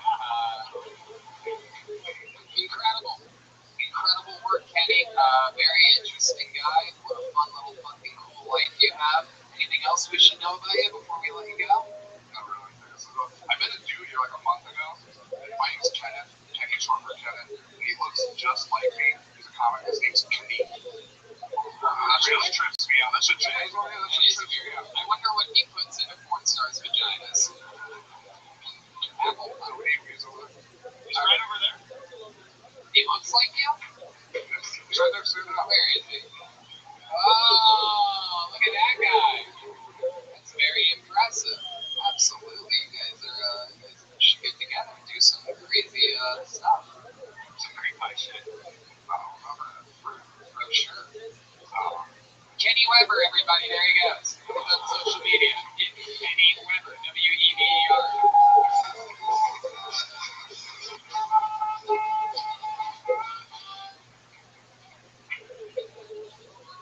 Okay, well, we could end it there, but we have a little special treat. Bill Tony icon from the past, someone who got pulled out of the bucket for his first time in Plano, Texas. Turns out we found out in that interview that he is a world-class kung fu master. A couple months later in Dallas, Texas, he would, of course, make an attempt to kick a water bottle off of Jeremiah Watkins' head while wearing skinny jeans and ended up not getting his foot high enough, ended up kicking Jeremiah in the head. 2 days later, we did another episode of Kill Tony in which Jeremiah got his revenge and kicked him in the head. And this past weekend in San Francisco, he actually showed up to Kill Tony Mania, broke a bunch of blocks of wood, showing off his incredible kung fu styles. And also, Jeremiah Watkins took advantage of the situation and also broke a block of wood. And he's here for us here tonight because he's got something special up his sleeve today for us. Make some noise for Kill Tony legend Colt, everybody. This young man started to stand up on Kill Tony. It's already famous. Now, a fun fact about Colt is that he is a world-class yo-yo artist as well. Would you guys like to see him yo-yo to close out tonight's show? Here he is. There's a little bit of yo-yoing from Colt, everybody.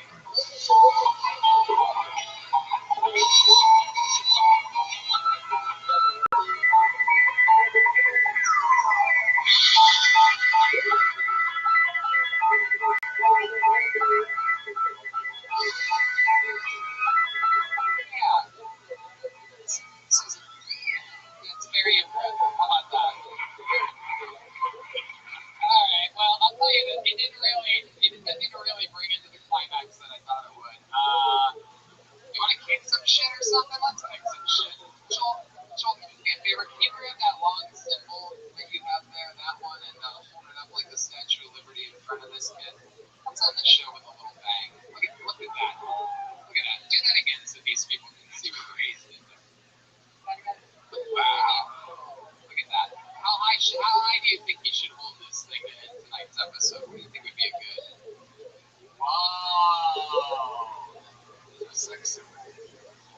You guys ready to fucking do this? End this show with literally a bang? Keep it right where he leaves it there. Oh my god. You're gonna hit that? Wow! There you go. And that's another episode of Kill Tony live in the Comedy Store. Oh, wait a second. What's this? What is this?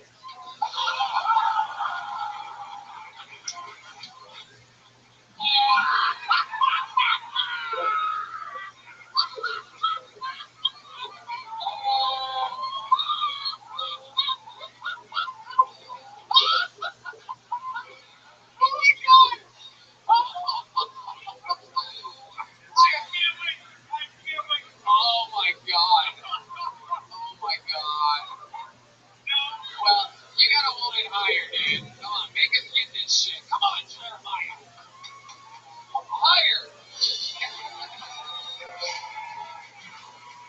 That is another episode. Another episode of Kill Tony, ladies and gentlemen. Look at this drawing from Ryan J. Emails, everybody. Wow. Very impressive. 80s comedians. Amazing. How about one more time for the great and powerful, one of our favorite guests of all time, the one and only Dom Herrera, everybody. Pretty sure Dom Herrera holds the record all time for appearances as a guest on Kill Tony. You know him, you love him. He's in Vegas for 2 weekends at Tropicana Laugh Factory in Las Vegas. He's going to be in Philly Thanksgiving weekend. In a few weeks, he's going to be at Governor's in Long Island. So go to his website, domherrera.com, and get tickets for his show. Josh Wolf, everybody!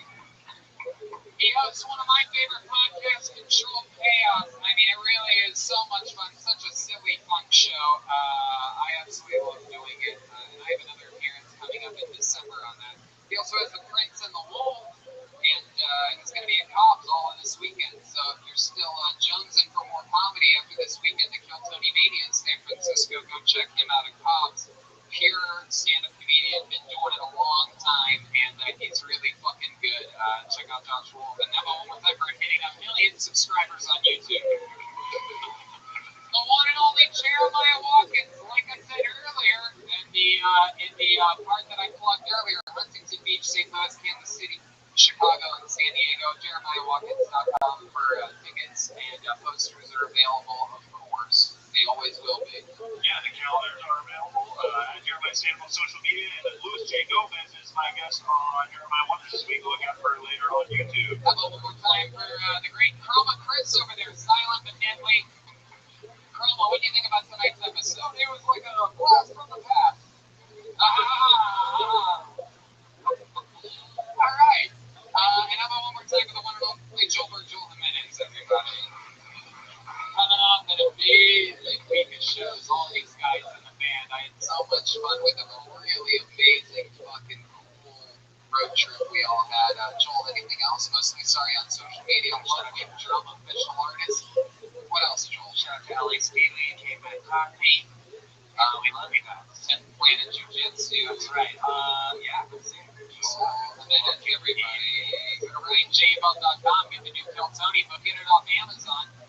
And yeah, like we said, we're going to Brisbane, Melbourne, Sydney, DC, Columbus, Pittsburgh, Cleveland, Calgary. Tickets are about to go up. I know I've been talking about that. That's at the end of January. It's Stormgate Wrestling event here November 23rd. Anything else, Red Man? I think that's what at shirts, Kill Tony shirts, shopsquad.tv. And I have a huge announcement coming soon. Cool. Caveman Coffee. Use the promo code Kill Tony. That's right. ZipRecruiter 2, Infinite CBD, and MyBookie.ag. Thanks, everybody. Have a good night, everyone.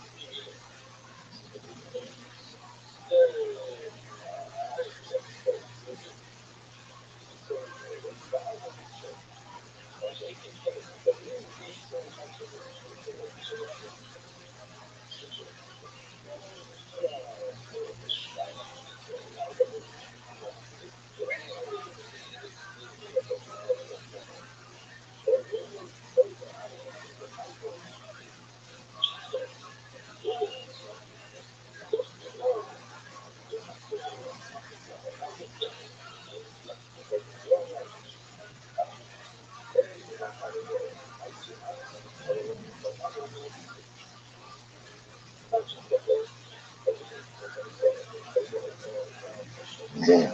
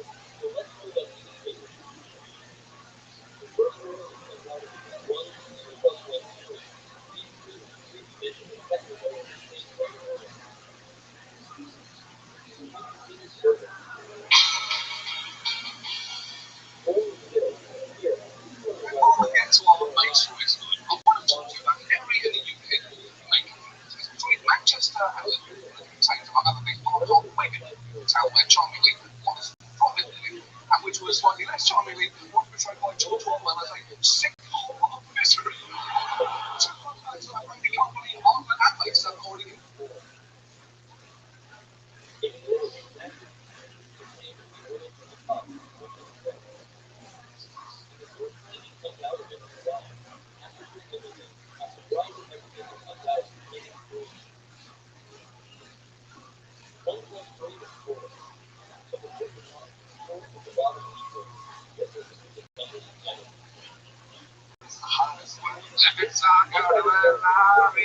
I can't hear Christopher Nolan's movie anymore. It's a mean bitch. What can I say? I'm a dog. Clown.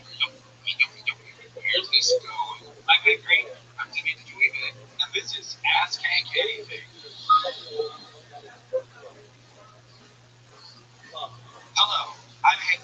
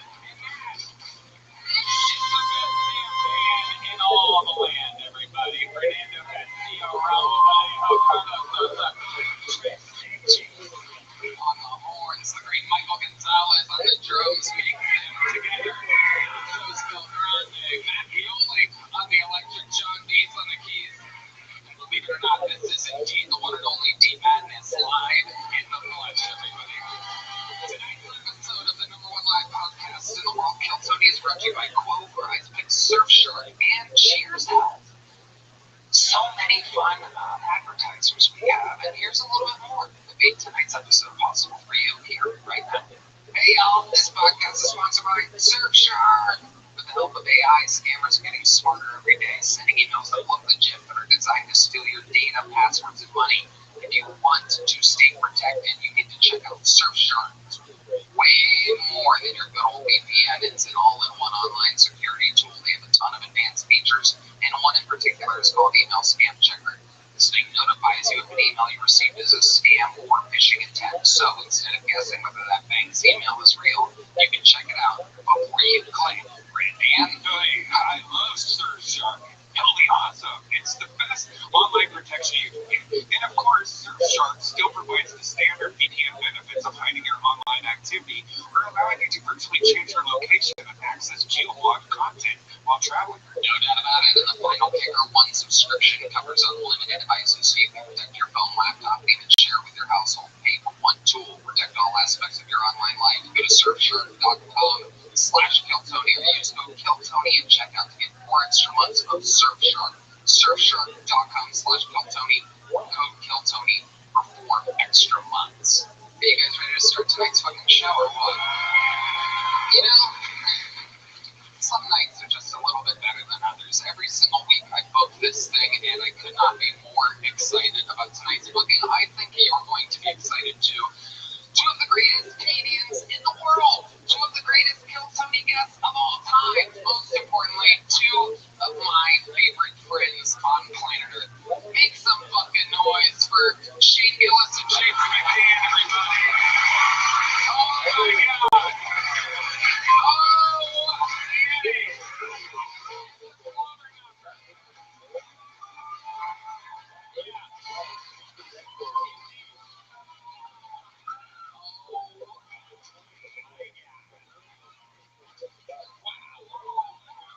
Two of the greatest guests in the history of the show.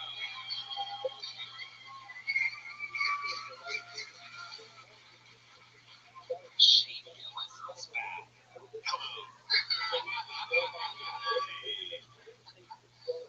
Shane has been a guest numerous times under different aliases at times. Sometimes, we've had the President of the United States on this show, and sometimes as himself.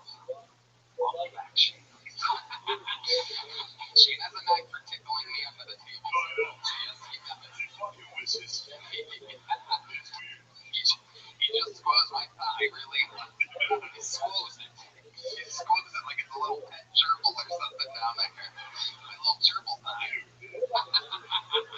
The great James McCann is back, everybody. The James Donald Forbes McCann Catamaran Plan podcast.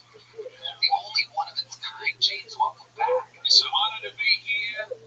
I've never heard such a big warm welcome for me before. I'm so honored to be here. What a show! You guys have been guests numerous times before, but I'll remind you anyway, because it's been a while, James. You've been in Australia, now you're back. So let me remind you, over 250 innocent souls signed up for tonight's show. If they get pulled out of the bucket, they get 60 seconds uninterrupted. You know their time is up and you hear the sound of a kitten. That means they have to wrap it up then, or else they bring up an angry West Hollywood bear, which is just loud and interrupts their set. And then I conduct an interview. We talk with them about anything, and we find out more about them. The whole thing's improvised. Anything can happen. You guys ready to start tonight's fucking show?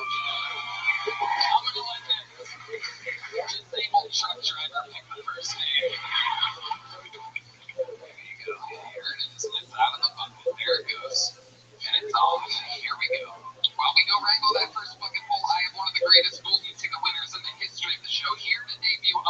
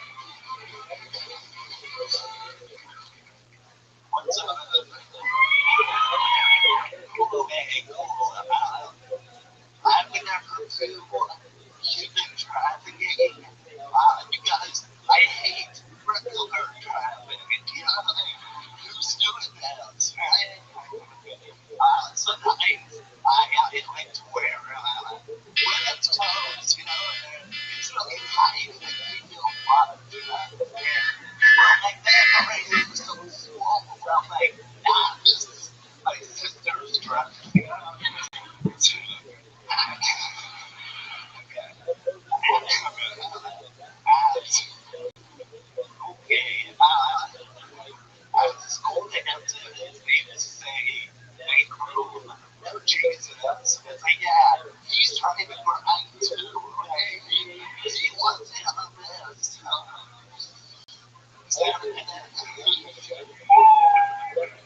Exactly, a minute marks and Phillips. Welcome back, Mark. Hello. How's it going? Okay. So, what do you got around your neck there?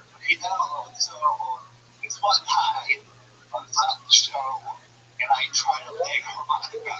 I couldn't beat my neck, but then I got out. Everybody fucking plays harmonica. I mean, fucking Uncle Laser. Yeah, Bungo. Yeah, Bungo makes me do it, yeah. Yeah, exactly. So I looked for a unique instrument nobody else could play. I found the dog whistle. That's a dog whistle? Dog whistle, not a rain whistle. It's a rain whistle. If you're being assaulted by a dog. Or it could be fun for much dog safety. Well, yeah, I guess. The old word is, I want to play. If you get raped, bring some dogs in the mix. I mean, if it's you getting raped, the dogs would probably join in and they'd probably be like, this is easy. Bust a nut in this wobbly dude real quick. If I was a dog, that's what I would do if I was a horny dog. I would fucking mark you.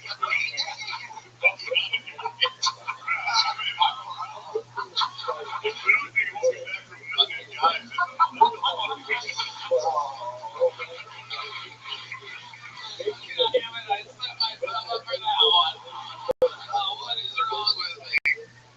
So I'm ignorant to the dog whistle. Does that attract dogs or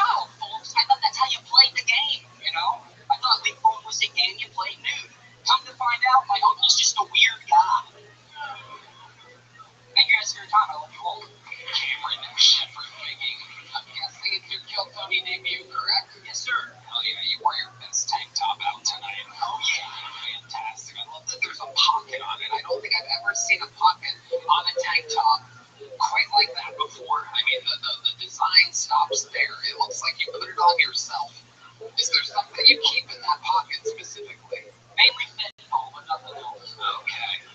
How old are you, Cameron? I am 26 years old, Mr. Covey. Wow. You could have guessed anything there, and I would have accepted it, but 26 is one of the more depressing answers. Oh, shit! Goodness, what have you been doing with your life this whole time? A lot of stress. Oh, man. You look like you're your own dad. You look like you made you. Where's Butthead at? Sir, where's Butthead at? Very good. You know it's that's processing here. By the way, fun fact, we found out earlier, Redman has lost 6 pounds in 2 weeks, everybody. Hold on. Before we can clap, let me tell you how he's doing it. He switched from fried foods to only sandwiches. He's on a sandwich-only diet. And his body... He told us in the green room and 3 other fat guys like, for real, that works. What's going on with these job rapists and sandwich diets? It's crazy. Cameron, you look like you've exclusively been eating McDonald's French fries your entire life. How exactly do you keep that amazing frame that you have? What type of protein package are you on, Cameron? So I'm not on any protein. I exercise a lot. So I climb trees and then I do backflips on them. Okay. 400 reps a day. Okay. You should have been in the 90s, bro. Dude, perfect. What's that music you like? You like Sum 41? No, I like Sugar Red? drill rap. I like that type. Drill Red? What the fuck? Like British stabbing music? No, You like hot, black, killing people in the street? oh yeah, straight from the block, baby girl. How many drill rappers can you name? Can you rattle off some for us? Fortune Young, Chief Keef, Okay. MBG, Fortune Young. I messed that up because I'm white and I lied. Okay. What do you do for work, Cameron? I work at a hardware store. What exactly do you do at the hardware store? Okay, so some guy comes there and he's like, and then some guy comes to me and he's like, hey, I need a hammer, I need a drill, and some plywood. And I go get it. Wow. That's why you like Drill Red. Yeah.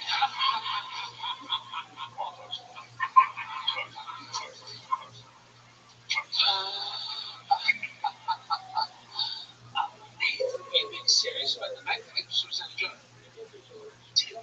I'm fucking super serious.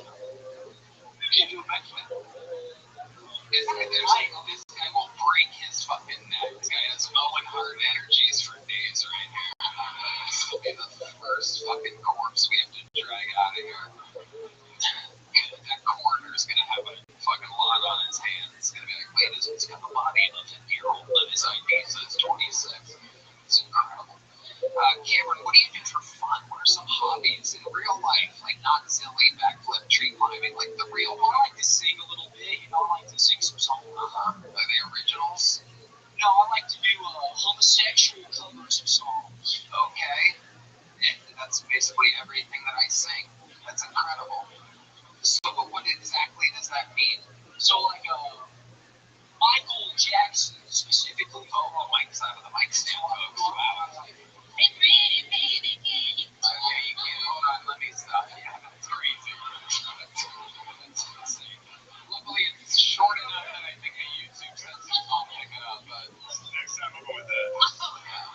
No context at all. Just flash your tits. So fast. That'll be the flipping lid. Be the best. you'll be a golden to go enter in. Right away. I love it. Cameron, are you close with your parents? Yeah, very close. I love my mammy and pappy very much. Where are they at? They're in Nashville, Tennessee, where I'm from. Is that where you still live? No, I just moved here a month ago. Okay, what made you move to Austin, Texas? It's just a great comedy scene with a lot of change. And do you think that Robert Wadlow material is your finest minute, or is this something new that you're working on? Like, what made you go with that tonight? I just love that joke. It's a big stupid cock. No, sing Michael Jackson. Are there any other Michael Jackson homosexual films? That was I have an Elvis one I can do. Okay, that's well, since you fuck my ass. all right. There you go. That's great. So it's basically everything. You just switch the lyrics to fuck me out. Amazing. That is incredible. Super simple. Amazing. And I can tell you, you've only been in here a month. This city's going to be yours any day now. Yeah. It's all yours, Cameron. Here's a big joke, but why not?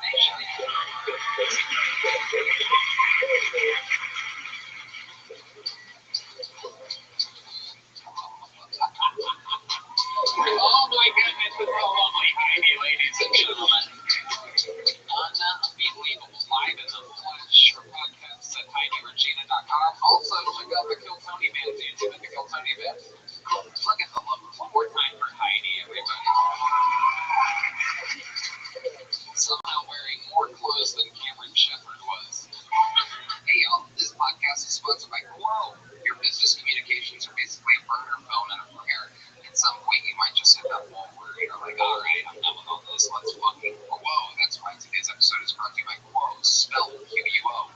Business communication system built so that you never miss a call. Your entire team can handle calls and texts from one shared number. So no more missed messages or drunk conversations. Everyone sees the full thread. Replies are faster and customers actually feel taken care of. Right, man, Tony, I love Quo. It's the best business phone system, hands down. Quo is the #1 rated business phone system on G2 with over 3,000 reviews, built for how modern teams work. For solo operators to growing teams, you can rely on it and stay connected, professional, and constantly reachable. Quo works wherever you are, right from your phone or computer. Keep your existing number, add teammates in minutes, sync your CRM, and let the call routing handle itself as you scale. Plus, Quo isn't just a phone system, it's a smart one. AI automatically logs calls, generates summaries, and flags next steps so that nothing falls through the cracks. Calls, texts, voicemails, transcripts, and contact details all in one quick view. So your team always has the full picture and can show up for every customer conversation. Money is on the line, and say hello with Quo. Try Quo for free, plus get 20% off your first 6 months when you go to quo.com/Tony. That's QUO.com/Tony. Yeehaw! This podcast is sponsored by PrizePicks. The regular season is wrapped, and the NBA playoffs are finally here, and there's no better way to cash in on the high-flying hoops action than PrizePicks, a preferred partner of the NBA. Every bucket, every dime, and every win means more when you're playing on PrizePicks. So don't pass up your next shot with PrizePicks. Get $50 instantly in lineups when you play your first $5 lineup. And right now, I'm personally excited to do Live 2026 NBA Finals sweepstakes. Pick live squares during the NBA playoffs, and you can win a trip or two to the NBA Finals. To enter, just make a $5 lineup with at least one live NBA player pick during any part of the 2026 NBA playoffs. Live player picks are picked. The game is already in progress. You know what else is already in progress? Right, great man. Tony, I love PrizePicks. You know that. It's so simple to get started. You just pick more or less on 2 to 6 player stat projections. If you get your picks right, you can cash in. Pick from all your favorite sports. Anything from NBA, basketball, hockey, UFC, soccer, tennis, golf, esports, and more. Plus, PrizePicks is available in all 50 states, including California, Texas, Florida, and Georgia. Plus, PrizePicks now has early payouts if your player gets off to a hot start. You now have the option to cash out those winnings before the game even finishes. So download the PrizePicks app today and use code Tony to get $50 in lineups after you play your first $5 lineup. That's code Tony to get $50 in lineups after you play your first $5 lineup. PrizePicks, a preferred partner of the NBA. PrizePicks for picks and registered FCM, offering team picks and culture picks and event contracts. Trading policy and rights are not for all. The content provided is for informational and educational purposes only. It does not constitute investment advice. The recommendation to trade any commodity interest or offers will be account. Tony is not registered with the CFTC or NFA. PrizePicks for picks does not endorse or guarantee any statements made by third-party promoters or influencers. Please consult with a qualified professional before making any trading decisions. Your next fucking pool, ladies and gentlemen, make some noise for 60 seconds. It's going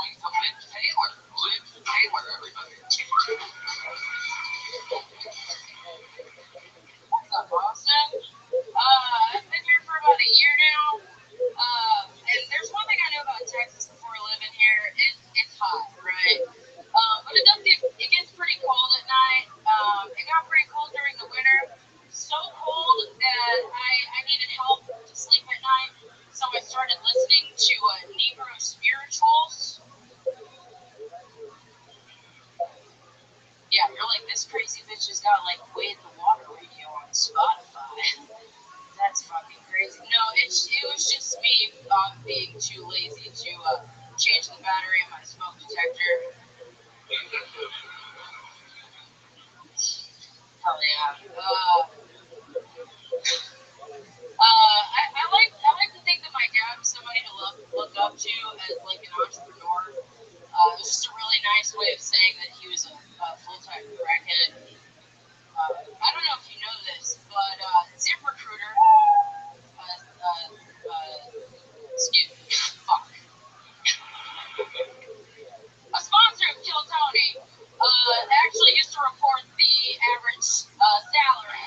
Alright, that's all your time. That's it. Where are you going with that? ZipRecruiter used to actually report the average salary for a full-time crackhead.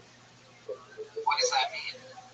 You know how like they have like salaries that for different careers. They had a full-time crackhead on there at one point. Is that true?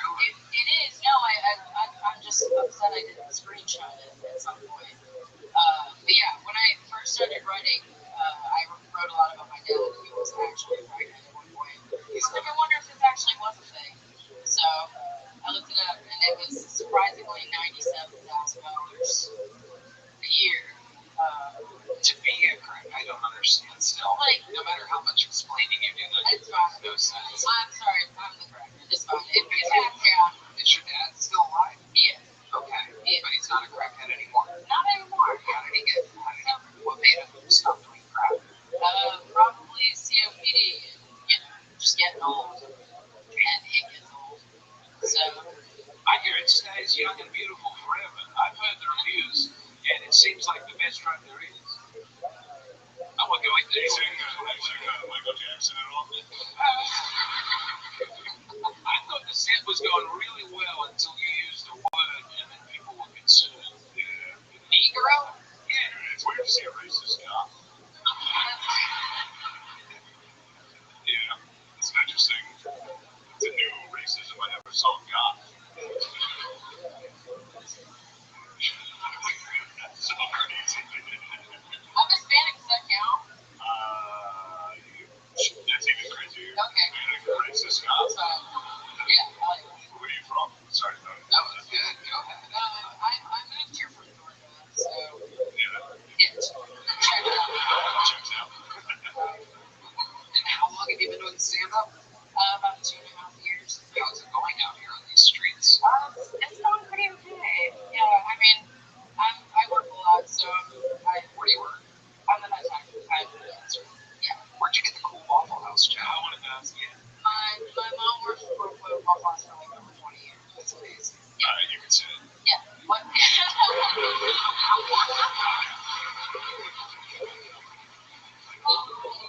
years. That's a pass. Generational pass.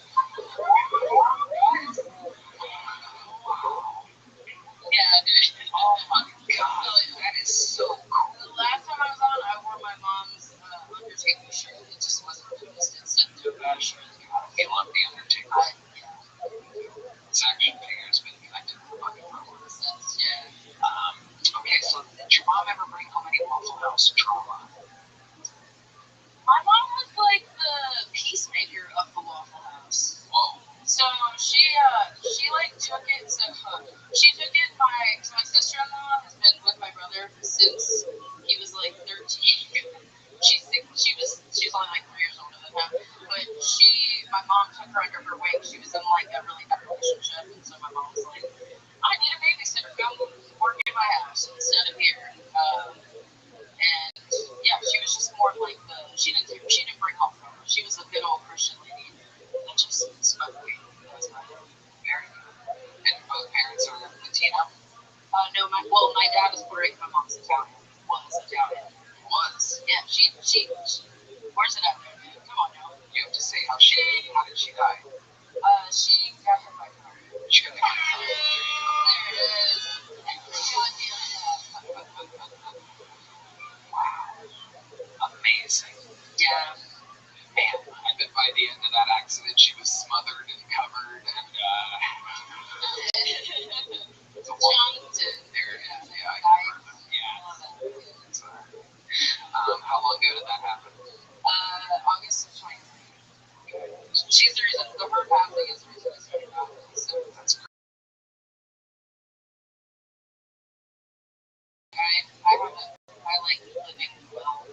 you know, I've been a best for almost 10 years, and if anybody knows this, I still make money. But Have you ever blown a dog whistle before?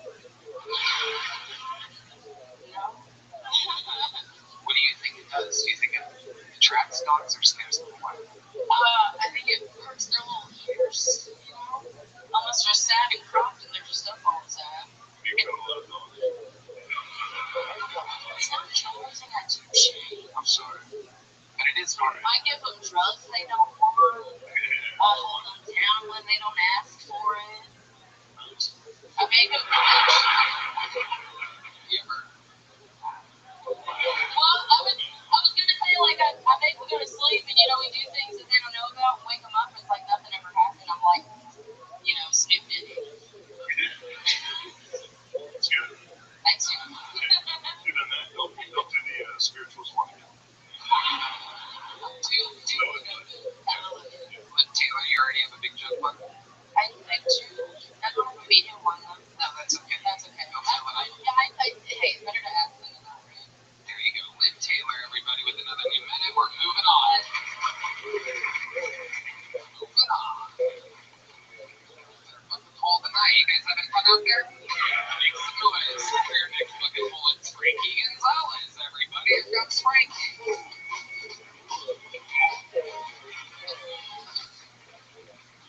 Hey, so how we doing? I come from a pretty weird family. My brother, he just came out of the closet. I threw him in there for being fucking gay, but we love him. Not publicly, but we love him, you know? I'd ask my dad, we'll see. No, I know I'm not gay, because I kissed a man once, and I felt absolutely nothing after I came, like I was good. Yeah, we're roommates now, that's besides the point, you know? I've been doing a lot more acid lately. Anybody else acid heads? Yeah?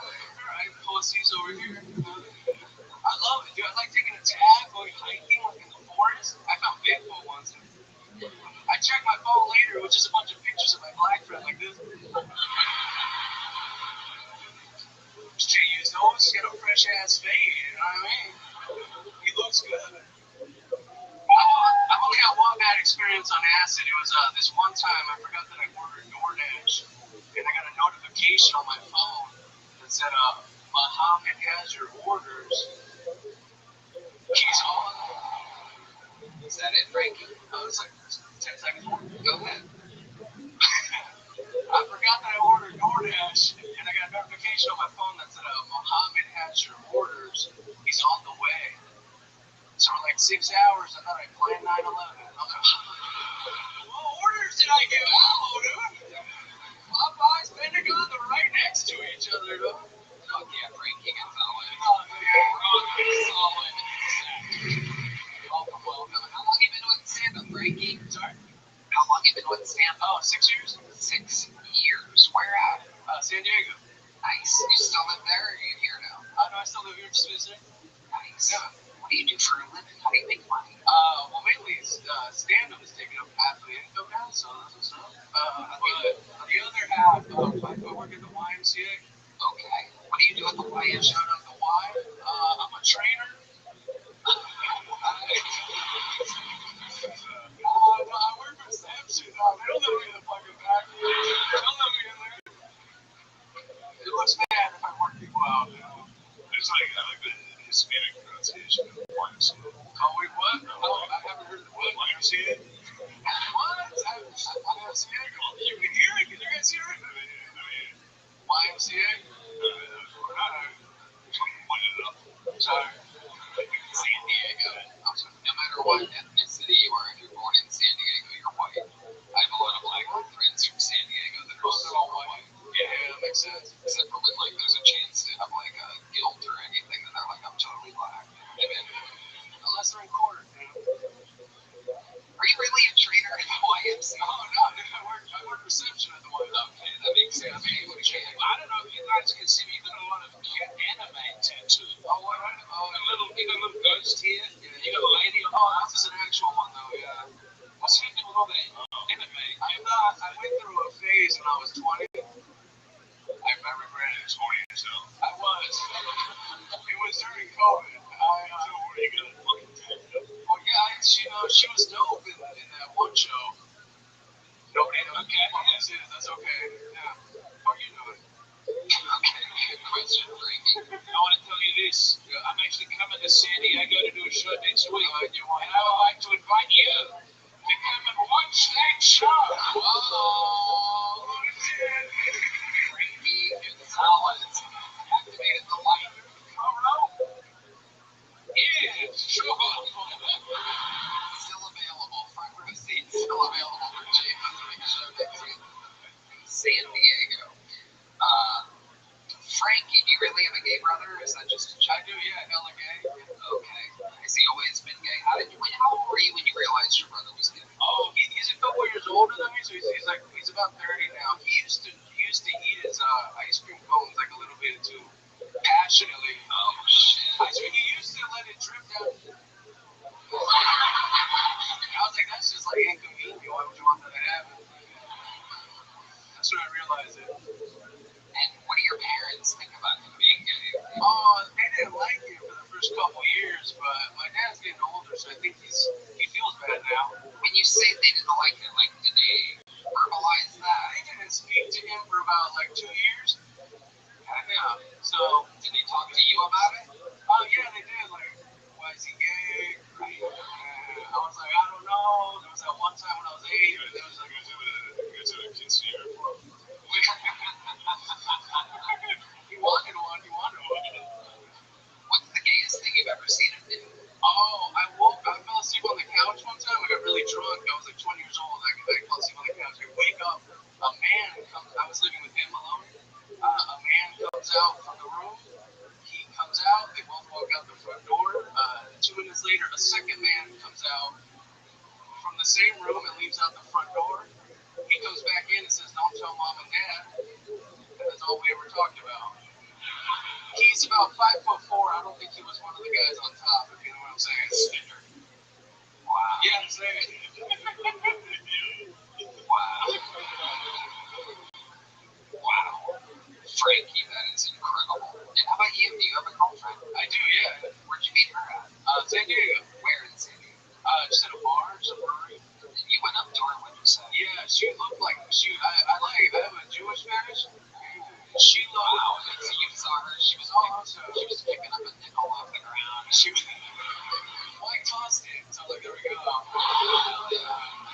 It was cool. She had the right hair. She just looked extra Jewy that day. It's like, it was like dark and curly or what? Yeah, dark and girly. Yeah. I was like, I can catch this one. Yeah. Hell yeah, absolutely. And what was your first date? What was your first experience with her like? Did you hook up with her that night after the bar? We hooked up that night. So let me guess, you picked up the tab? I did, yeah. Well, we split it. Whoa. Wow. Yeah, no, it was a big move by her. So I knew she was one of the good ones, you know.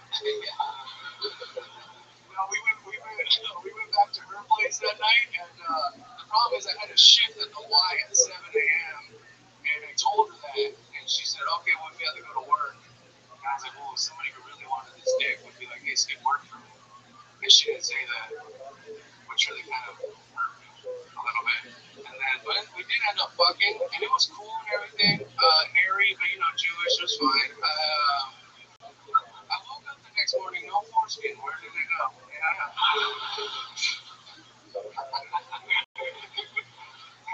Wow. Frankie. Nothing happened though. No, she's not mad that I told her we were that. That's literally what happened. And Jewish girls get mad about anything. Oh, she complains a little. Yeah. But this wasn't your first Jewish rodeo. Oh God, no. You loved it.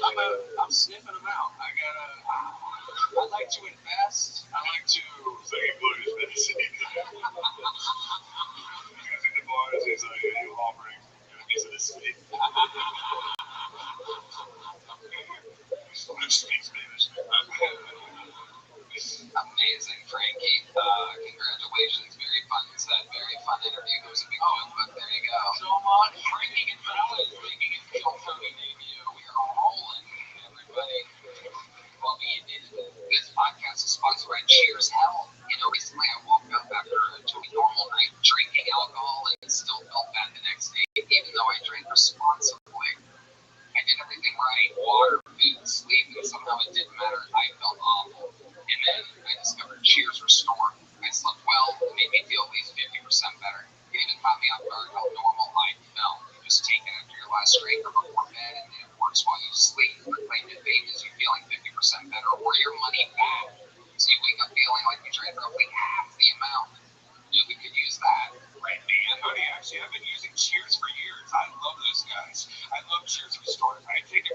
consume alcohol responsibly.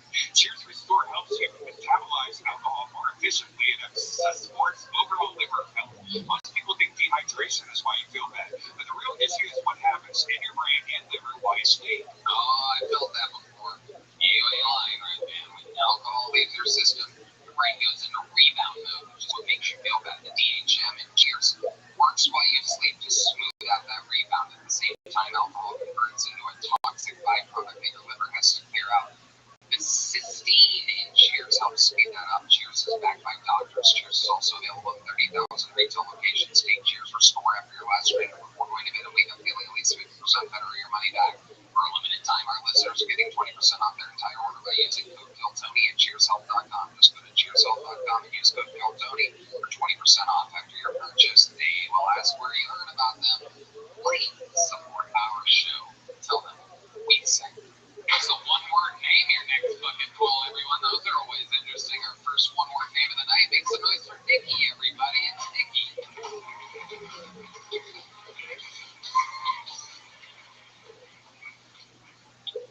Stuck on there. All right. My name's Dickie. I'm from Salt Lake City, Utah, home of the Mormons. I never realized how blessed I was to be Mormon until I got older and started really living that life of sin. You see, I started seeing ads, and the number one solution for men who like can't get hard, or losing their hair, or need to lose weight, is called hymns. I've been singing those Mormon hymns like a motherfucker lately. Like, pray to God every time I need some chick to be into me. I just start doing a little hump when I'm doing my business, just humming a little in. But yeah, now I'm getting older. I'm 36. My homie stopped partying as much. I actually got sober now. We went out to eat some dinner the other day, and I told him I had acid. Two of them were buckling up for a good time. The other one tossed me some Pepto beat. I was like, God, man. I mean, it's true. I'm capable of both. I have the good times, and I have the fucking big thoughts.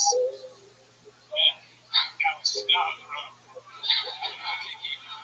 Nikki, I thought you were going to end up on drums by the end of that 60 seconds. You're moving further and further back from the microphone. You understand that that red device is what picks up the sound. It's getting me hotter, I swear to God. Okay. Yeah, but you have to talk right into the tip of that thing. Oh, okay. Oh. Baby boy, what the hell? Yeah, the scent may have gone better, but I could hear it perfectly fine. It wouldn't have changed me. Oh, God. What's this? The tip of that thing? I've never heard someone go, you gotta talk right to the tip of that. I'm not used to working with you like that. Right into that bulbous head in the microphone. Your mouth, hold it by the jab. What's going on?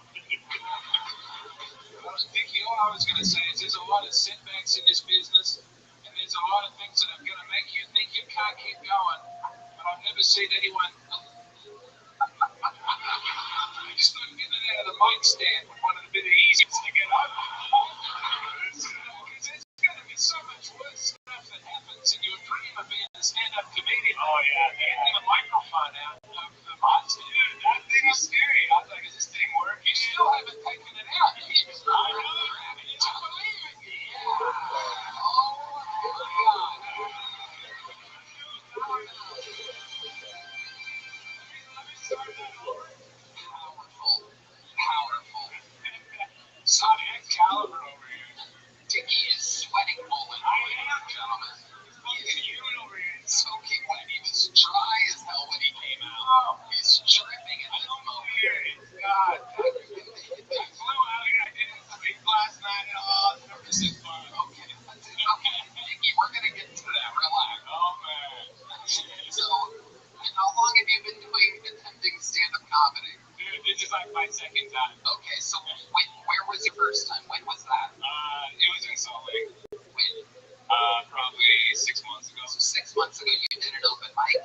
Yeah, I was on mushrooms. Okay. Somehow I did way better. Well, you think you did. You were probably nowhere near the microphone. Magic of mushrooms, I guess, dude. You were probably in the lobby by yourself. At least I was having a good time. Absolutely. So, Dickie, was that at Wise Guys in Salt Lake City? Yeah, it was a Wise Guys. Okay. And you're saying that it went well for you? It went pretty well. It did so well that you're like, you know what, I'm going to take 6 months off and go to the biggest comedy show in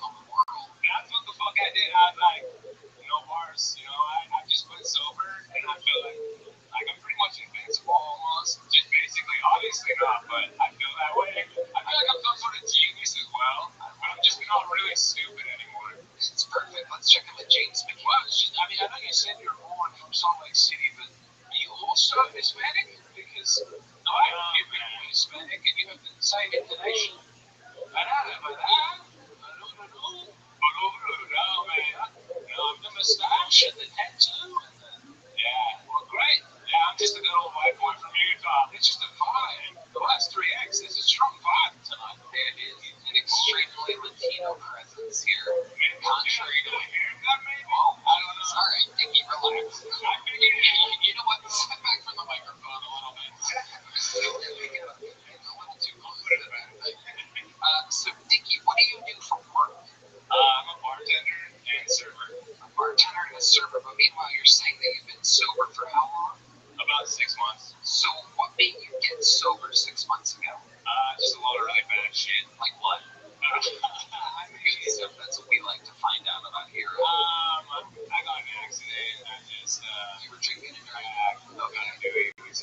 What kind of accident? Let's talk about. We There wasn't a ton of damage or anything. I just sideswiped something. Sideswiped What did you sideswipe? Okay, try. Yeah. I thought it was the one girl's mom. Well, that too, dude. Sideswipe. In Utah, there's a high chance that did you really step up to the breathalyzer, or were you like, Yeah. that's where I got that from. When I'm dude, I just go back in the drums. He's literally running into the drum set. Dude, fight or flight. Yeah. Yeah. Okay. And I did get resisting, so Okay, tell us about the take us through the experience. So you sideswipe a truck, you immediately see lights. Like what happened? I just fucked up. I was an idiot. I was just like, man, I'm not even drunk. And Hold on, again, take us through. So you're driving. Do you remember hearing you hit a truck? Do you remember any of it? I was like, holy shit, I just hit a truck. Okay. And so it was actually part legally sticking out. But it was my fault. I was an idiot. I was like, oh, that car's parked legally. Did you stop and pull over immediately after sideswiping the truck? Yeah, because I didn't want to get clean the scene. I literally didn't think I was drunk, so it fucked me over. Okay. How long until the cops showed up? It was probably like 3 minutes. It was right downtown, so. Wow. And so you just waited there. Dude, I didn't think I was drunk, and I didn't want to get fleeing the scene. But you were more worried about fleeing the scene than getting a blatant DUI. Our truck driver wasn't the truck. There was no one there. It was just you. What? The truck was parked. No, there was someone in the other truck. Oh, okay. I'm sorry. I thought you parked the legal. Yeah, it was. Oh, it was. It was parked, but someone. Oh, okay. Yeah, no, it was stupid. Yeah, what was your blow? What did you blow? No, I wasn't like off. You know what I'm saying? But it's funny. I got 0.25. Oh, shit. That's just another day, dude. Just another day. I was like, 11 a.m. Isn't that you told me times? No. I've been partying the night before. It was pretty wild, dude. That's a wild story. That's what you were sweating. Yeah, because I'm not used to being sober with this much stress on me, man. So that's 3 times over the legal limit. Oh, yeah. Were you on drugs at the time? It's okay, dude. Just gotta let it out now, buddy. Shout out to my probation officer, Tracy. Did you write me off on coming over here? 6 months ago. Well, yeah, 6 months ago. But I was on a little bit of movies and just. What exactly is movies? Mushrooms? Just mushrooms. Okay. So you were 3 times over the legal limit and on mushrooms. So tell I me. nailed the test, dude. I forgot. If you see the footage, I nailed the test. And somehow if you were 0.25 and you were getting it and you slamming that test, that's so scary. I know, that's why I stopped drinking. What do you have to get to be drunk? You gotta be what? That was so. I've been checked into the hospital at like 0.4 or something. Yeah, so that's when I was like, dude, that's not even when I stopped drinking. I just stopped drinking like 6 months after I got out of jail last time I was like, man. So tell us about the resisting arrest that you got on this one. It just can't handle all that shit, dude. Like what? They fucked up my day. I'm gonna fuck up theirs, you know? Okay, you're saying everything except maybe answer to the question right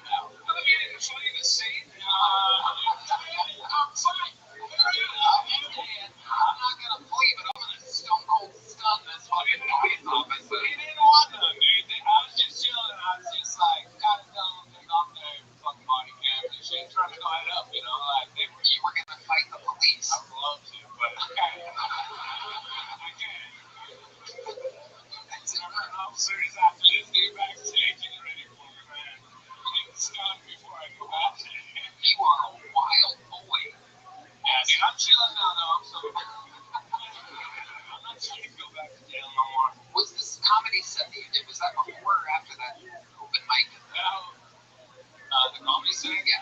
That was open mic. That's all I've done. That one. Now I'm asking if the charge that you got was before or after you started out. After. Okay. Yeah. About a couple. Whatever.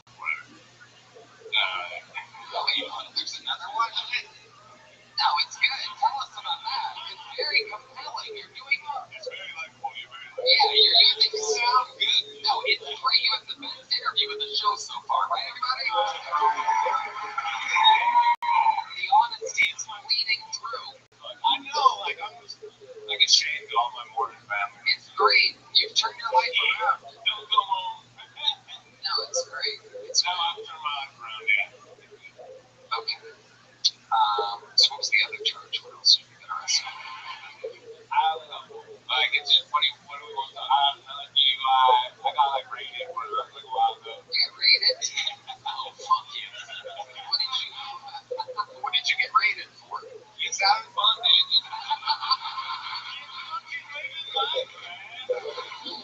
It's unbelievable. You have like your own thing. I don't know if I don't even think you know how funny you accidentally are. I go on Salt Lake and they just like, man, we have to arrest them again. They don't like doing it. You know, like, I bring the good times to Salt Lake. So, This guy's a fucking machine. So what were they raiding you for? well, that was, okay, this is a story. Okay, here we go. I got a restraining order against this crazy chick. Because she kept showing up at my house. So she went so crazy that she reported me to the DEA. Oh shit. Yeah. For what? Early mushroom? Trying to cheat, dude. They just, There's no no. That was it. She's like, this guy's off the charts. He's got to be on something. That's all it was. So they raided you, and what did they find? Cheat? They found that you were a cheat. No, that's what I found out, dude. I had to find the hard way. No, dude, they hit me with some, like, weapons charges. What kind of weapons? Hold on. This guy is guilty as fuck. Dude, I know, but I did my shit. You know, that's a beer, man. I'm out here reformed. What kind of weapons? Yeah, Tracy. She informed. Oh my god. Oh, Trace is the probation officer. Yeah. Okay. So what weapons did you have? Just like normal weapons. Like what kind of weapons? So, like, me personally, I had a couple roommates at the time. One of them had, like, an AR. I had, like, a shotgun and 3 pistols. 3 pistols. Yeah. Just in case you have to shoot people with both hands and your feet. You shoot shit for fun, man. Like, it depends on, like, someone really fucks with you, like, you know, just, right. Like, an AR action, you never know. Absolutely. Fucking wild out there, man. You are so wild. I spent so much time with you on the interview. It's crazy. But by the way, I don't want to move on. I have like 1,000 more questions, but I literally have to for the sake of the format of the show. But I feel like we are just cracking the surface of your wild ass. So sign up again sometime and we'll ask you more questions. There he goes, everybody. Hey, everyone. Thank you, guys. I feel like Dickie's gonna break his sobriety tonight. Be careful out on those streets, everybody. Dickie may have rented a car here tonight. Alright, your next fucking ball goes by the name of Ronaldo Mercado, everybody. Ronaldo Mercado. So my name's Ronaldo. Good to see you guys. I'm a Mexican guy. I'm half my mom's wife. My dad is missing. I was like raised by a single mom. My mom had to raise me herself, so she had to be like a single mom. She had to do both things at the same time, you know. My mom had to tell my dad shoes, which is hard. My mom had to be on me. Mexican dad. Do you know how hard that is? My mom had to take me to baseball practice, and then she had to mow the outfield afterwards, okay? I'm serious. My mom had to put a roof over my head, literally. She melted. She shingled it, okay? My mom had to build the table so she could get paid underneath it, okay?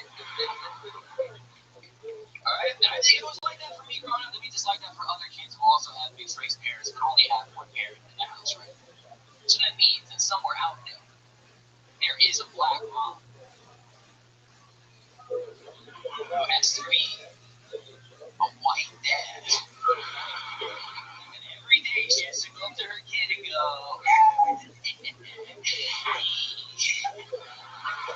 you ready, Franny?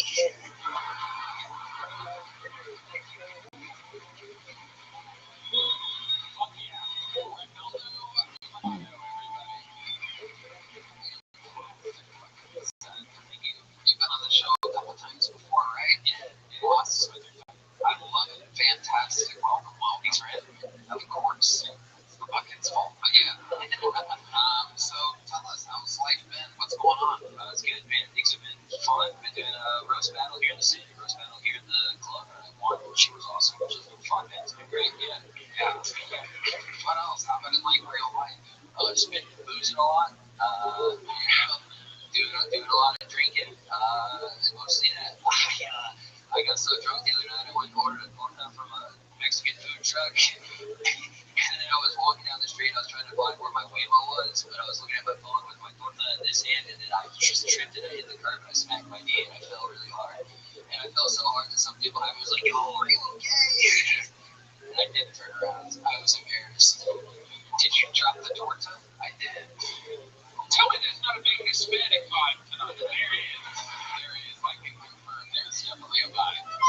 Contrary to the mainstream news reports of deportations, they appear to be deporting them to Shakespeare's, the bar next door. What's what ISIS doing? Shane, what's going on? Cooking up something? No. It's the binoculars on. It's another goth Hispanic. Yeah, they are. They're very gothy. When I was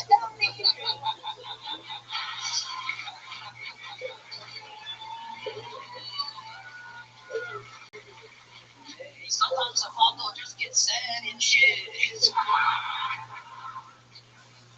different from Mexican emo guys. Because you guys, right? Your white emo is like Shane. Shane's a white emo. He likes corn, right? He listens to corn, but we listen to you love that. It's That's good. It's counting worms in Spanish. No, so shit. I'm from St. Louis. I'm from the Midwest. I feel nothing in my life. Santa Louise. The beach has all ways. Ronaldo, family. What do you do for work, Ronaldo? I used to work at a Home Depot. Wow. It's true, but now I'm a door guy at the Sunset Strip. Whoa, look at that, Redman. Sound effect ready. Sunset Strip's a real party down there. I love it. Well, Ronaldo, you did fantastic. I'd love to have you on the Secret Show Thursday. Absolutely, let's do it. Here you go, Ronaldo. Ronaldo, everybody. We have a regular, ladies and gentlemen, who is awesome. He writes and performs a brand new minute every single week. You know him, you love him. He was once the Dark Storm of Atlanta. He's now the Dark Storm of Austin. Make some noise for the great Dedrick Flynn, everybody.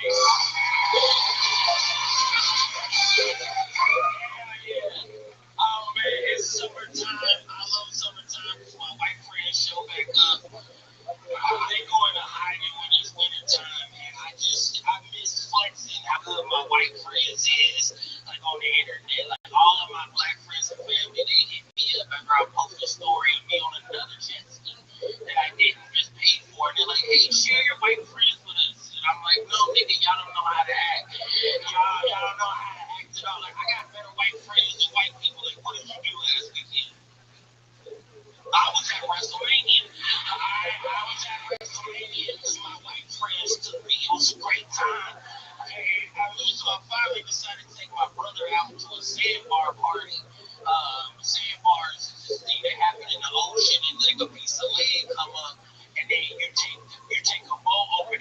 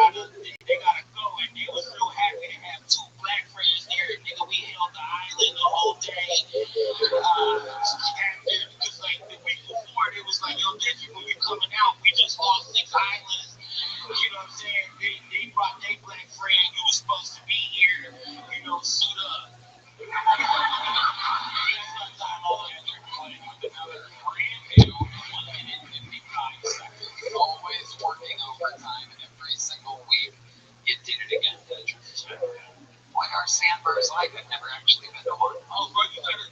I've introduced you to my white friend. It's literally just like a mini beach, and then You take like a boat out there? yeah, we take the boat, we got like cans of beer, and like we have our own bar. We got like bring out like the portable speaker and just party on that like beach bars. Okay. It's a lawless country. Sounds like fun. But there's water all around you, right? Yeah, I don't get in that. I did a drinking game like that where we play like dizzy bet. You know what dizzy bet is? Oh, let me put it to you. You take a plastic baseball bat, you know, by the handle, you gotta pour a beer in there, and you chug it, and how many seconds it takes you to chug it, you gotta put it in the back of your head and spin around, and then niggas throw the can at you, and if you hit it, you good, but if not, you gotta go again. Oh, shit. I mean, this totally unrealistic. Can you swim? No, I ain't really. I get it. I'm the one guy that takes some like this on a boat sometimes, not like Tony would, but.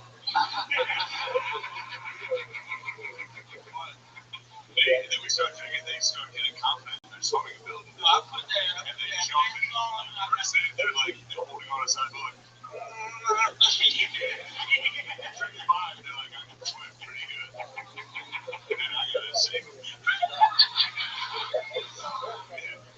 Fucking more married than me. It's tough, the wrangle. I can imagine why deep in the genetic memory that you might not want to get on a white guy's butt. That was cheap. I apologize. Don't bring that up. Okay. Bring that up. Because I didn't do it, so it's funny to me, but you did. We don't want to talk about what we did. It was great what we did. Hey. I know shit that we should have eradicated an entire animal. Aborigines. Yeah. Y'all love drinking them. Oh, we say sorry sometimes. It's also like the 70s. Crazy women.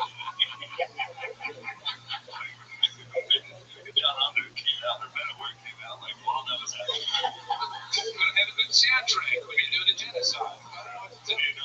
That shit rough. Hell yeah. What a cool Eddie Guerrero shit you'll do. Just want to say that. Hell yeah. That was good. You tricked me. I was high enough. Dang. Did trick. You did it again. Another fantastic 2 minutes. You know what you guys are. It goes on and on. Later, buddy. Your next bucket poll, everybody, goes by the name one more time for Heidi, everyone. It's a lovely lady.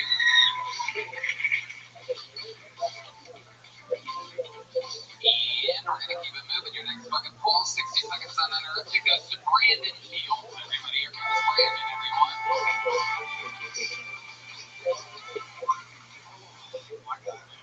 I am high as aliens right now. Don't smoke weed before you do this. I'm telling you, it's not a good thing. Anyway, my name is Brandon. Yeah, I'm a black guy with a white name. I mean, believe it or not, I get judged more about what kind of phone I have in life. It's like, oh, you got an Android? Oh, this ugly nigga got an Android. I can't take it.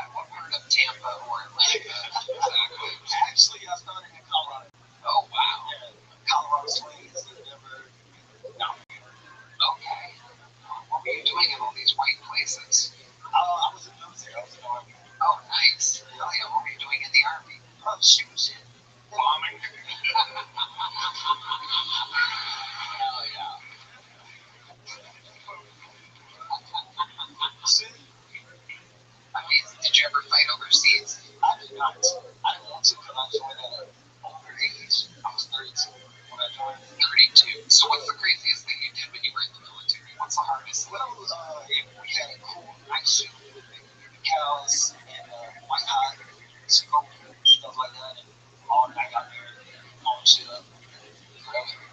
Where do you live now? I live in close to Maynard. Maynard, Texas. Yeah, How far is Maynard? about 15, 18. Oh, okay. Yeah, it's not bad. All right. So you're doing comedy in Austin a lot.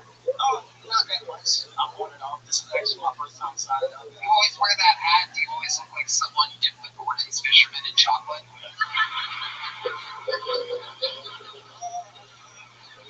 Is that hat your thing? Are you attached to the hat? I mean, I'm trying to get used to it, but I have a big forehead, so. Can we see it? Do you mind showing it to us? The world wants to see that big forehead.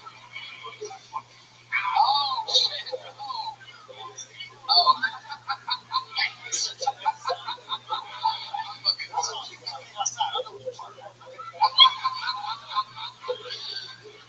Michael Gonzalez with a very loud goddamn. So you're fighting a good fight with a forehead. Yeah. Wow. When did that start? Was that recent? No, that was my birthday. Oh, okay. You always had a big forehead. I kind of chopped his elbow with my fucking head and shit. Yeah, Came out the absolutely. So, what do you do for work now? Actually, I just quit my job last week. What was the job? I was a salesman. What were you selling? Flooring, tile, hardwood floors, stuff like that. You were good at it? No.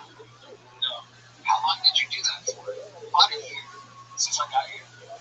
And I worked at like floor correction before, so I was selling floors. Did you quit real professionally? Did you give like a 2-week notice, or was it like that day? You say I'm black, right? Well, I mean, I know. Just said, yeah. Hell no. I quit right on the spot. Actually, my manager, my old manager, he watches this show at work all the time. So he probably don't see it. Sorry, bro. I had to quit. Got a good job. What was the last straw? What made you quit on that day? I just didn't feel like it no more. And I got another job. So What's the new job? new job selling tires. Okay. All right. Hey, tires. Yes, sir.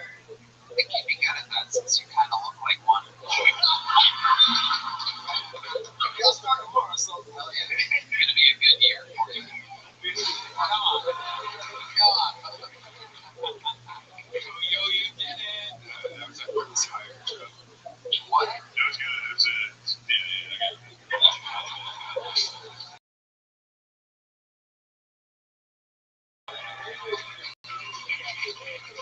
Can you make any money with the flooring thing? No, I guess not. I tried to sell bathtubs. Yep. Fucking $0. I worked there. I didn't make a single dollar. Yeah. I've been Right. They just trick people on Home Depot. So you want us to come remodel your house? Yeah, sure. The dumbest people on earth say yes. So you got to drive to their house and they're going to design you a bathroom. And they go, no, no. They got to get out of my house. No, I never let Home Depot design your shit. I was just a shitty salesman. Y'all know. I'm really short, black shit. That look like he's doing shit. Hey, I think you're going to be a great tire salesman. I think you could sell anybody's pair of tires. You're going to believe in yourself. I was a great door-to-door salesman. I saw cable television out the Netflix and being invented. That's not easy. I believe in you. You're going to say you're going to fucking buy these tires or I'm going to kill your kids. Yeah. Like I said, I'm black, bro. I can't. But yeah. Are you from Colorado Springs? Hell no. I'm from Oh, okay. Wait, I was right. They are me. Fort Lauderdale, Florida. Close to Tampa? Fort Lauderdale. Yeah. Close to Miami. Yeah. Yeah. Close. Amazing. So, practice selling tires yet? Are you prepared for this? No, I mean, how hard can it be?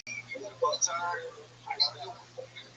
I agree. You made everyone in the room tired in just 60 seconds. Because Walter, I've been tires sold to me in this country. You're going to do the pitch. You're going to go, well, you give me these cheap tires. I guess that's fine if you're ready to spin off the road and die. I guess if you're ready to accidentally sideswipe a truck that's parked badly, or have your mother explode in a car accident, I guess those are the tires you could get. Before you get these fancy tires, I'm not good. Get up, Sil. You want to help me out on for a second? Brandon, let me ask you a question. What do you think is the whitest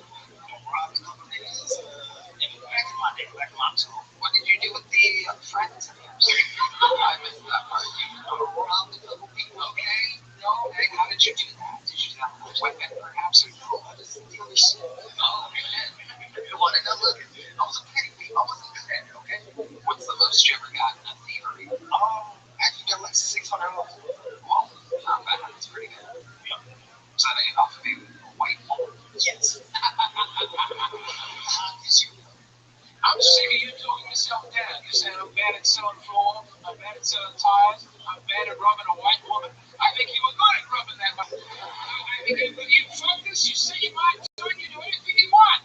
Damn it. Outside of my own curiosity, even though I should end this now, what was the situation with this white woman? Just out of curiosity, was it at a bar? Was it at a beach? What was going on? Was it working security at a mall? Perfect.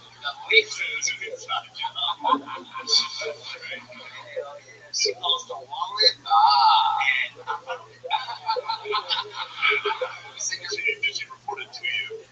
No, reported some story that I'm like, oh yeah, I have the wallet came out. There you go. That's not a robbery. No, I'm from the Boston family. Because I want you to try to have the self-confidence to threaten to kill a bitch. You have a cell phone WhatsApp? No! I'm not an expert. I might rummage through them. I should have told you. Brandon, you are leaving here with a small black joke book. So it goes along with your everything, but sign up again. All right, we're going to keep it moving along here, ladies and gentlemen. Your next comedian goes by the name of Lucas Hinderleiter. Everybody, here comes Lucas Hinderleiter. Yep, it's a Lucas Hinderleiter. Thank you, guys. My name's Lucas. I have a weird day today. I walked into a porta potty that didn't have any toilet paper in it. Yeah. So I walked out of the porta potty wearing only one sock. Yeah. Because I had to wipe with the rest of my clothes.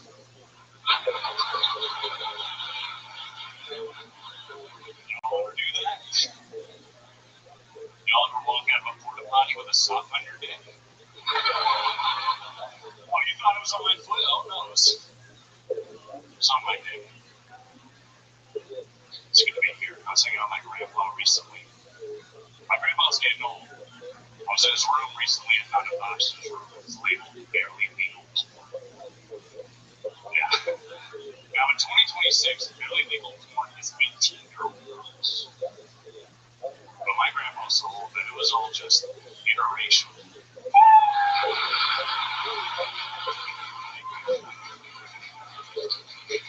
Fantastic. Genuinely good show, Lucas Hinderleiter. Welcome. You been on this show before, Lucas? Yes. I remember. Welcome back.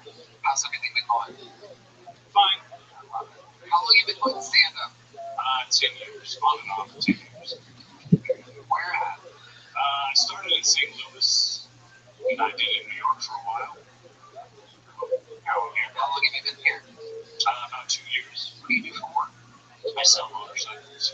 Ooh, interesting. One of the more interesting things we've heard being sold today. How do you do that? What's your pitch? Do you want to get pussy, dude? Fuck yeah. I'd be like, no way. A sidecar.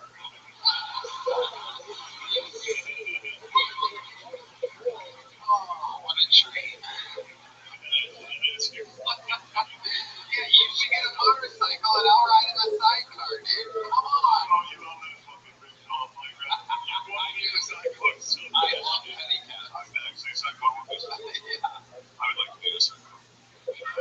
Well, I think I'd just be a regular car. My size, yeah, whatever. I love it. Lucas, you got a girlfriend? Yeah. Okay. Does she do comedy too? No, she's a musician. What kind of musician is she? Like, white girl sad music. I love it. Yeah. She's successful. Yeah, she's got a boob job today. Whoa! Yeah. Man wants to know her Instagram account. It must be great. You've never had a better opportunity to help her career and give her a shout out. And you've gone straight to fresh new tits. Yeah, you want to sit your music's fucking whatever, but you did get new tits, so it's not the thing. Red Band had a good question. How big did she go with the tits? Big too big. Yeah, I don't know. I told her I didn't want her to get them. I pretended. Hey. Yeah. Why? This is exactly what she said. She called me gay. What was your theory on her not wanting her to get a boob job? We haven't even been dating that long. We've been dating like 3 months. And I just she's about to change it. I don't know. Right, you're scared. What size? Yeah, here's what I'm scared about. I'm scared she's way hotter than me. And I'm scared, yeah, she's gonna leave me. Right, that makes sense. But maybe she wants to please you. Have you seen them yet? Or I know she just got out like a couple hours ago. She's gonna be so mad. it's okay, no, she's not gonna. So you have seen the new tents? I am not. Okay, so you must be excited. Are you gonna see them tonight? I don't think that's how. I think she's bandaged up or something. I don't want to see like stitches and shit. I don't know how they do it though. Maybe they just aired them up. I don't know. They don't have stitches. They don't have. Maybe you have to massage them for a couple months so you can do it. You are so fucking sick.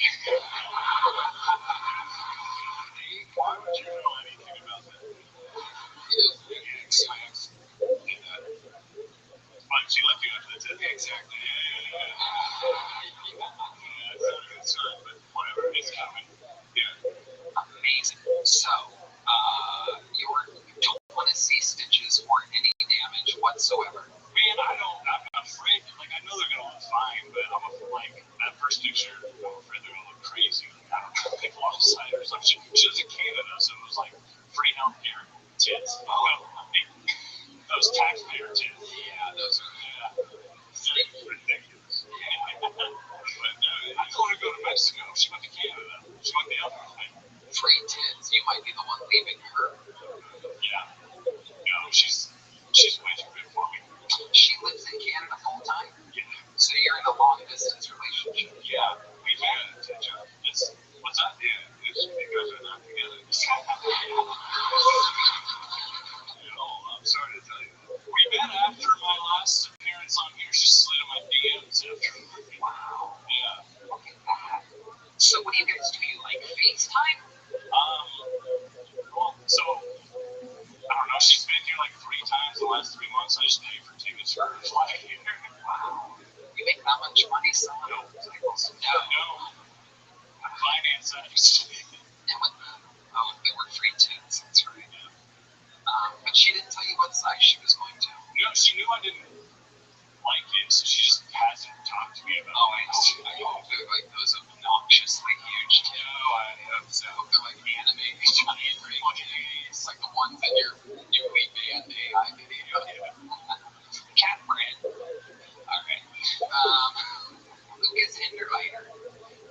What are your parents like? Because the Hinderleiters seem like they would be going off of your complexion, the whitest white people of all time. Yeah, my grandpa was German, my grandma was British, my mom's dead. How did mom die? Crack.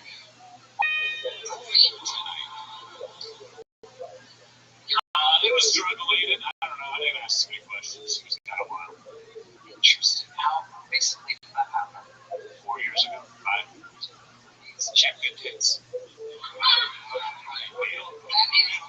That is a crazy question to ask, and it's disrespectful to the people that come on this show, spilling their soul and their spirit to check good tits. They let me keep the implants after they cremated her. Whoa. And they sent her over. Right up to Ottawa. Like fucking 60 years old. She was like, how old are you? I'm 31. And your mom was 9. She was like 40. I'm like, I'm a young dumb. Yeah. How old was she? I forget. How old was she? She was like 46. Oh, okay, I guess you were probably 26. Yeah. That makes sense. Yeah. She liked the party. She was fun. She was cool. She just, pretty old. Were her and your dad still together? No. My dad was military. It was old. It never works out, you know. Well, Lucas, very funny set. I love it. Here's a big fan for you.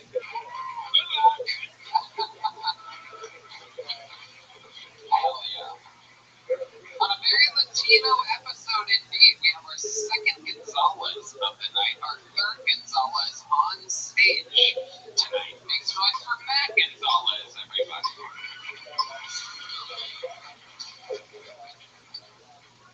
What's up?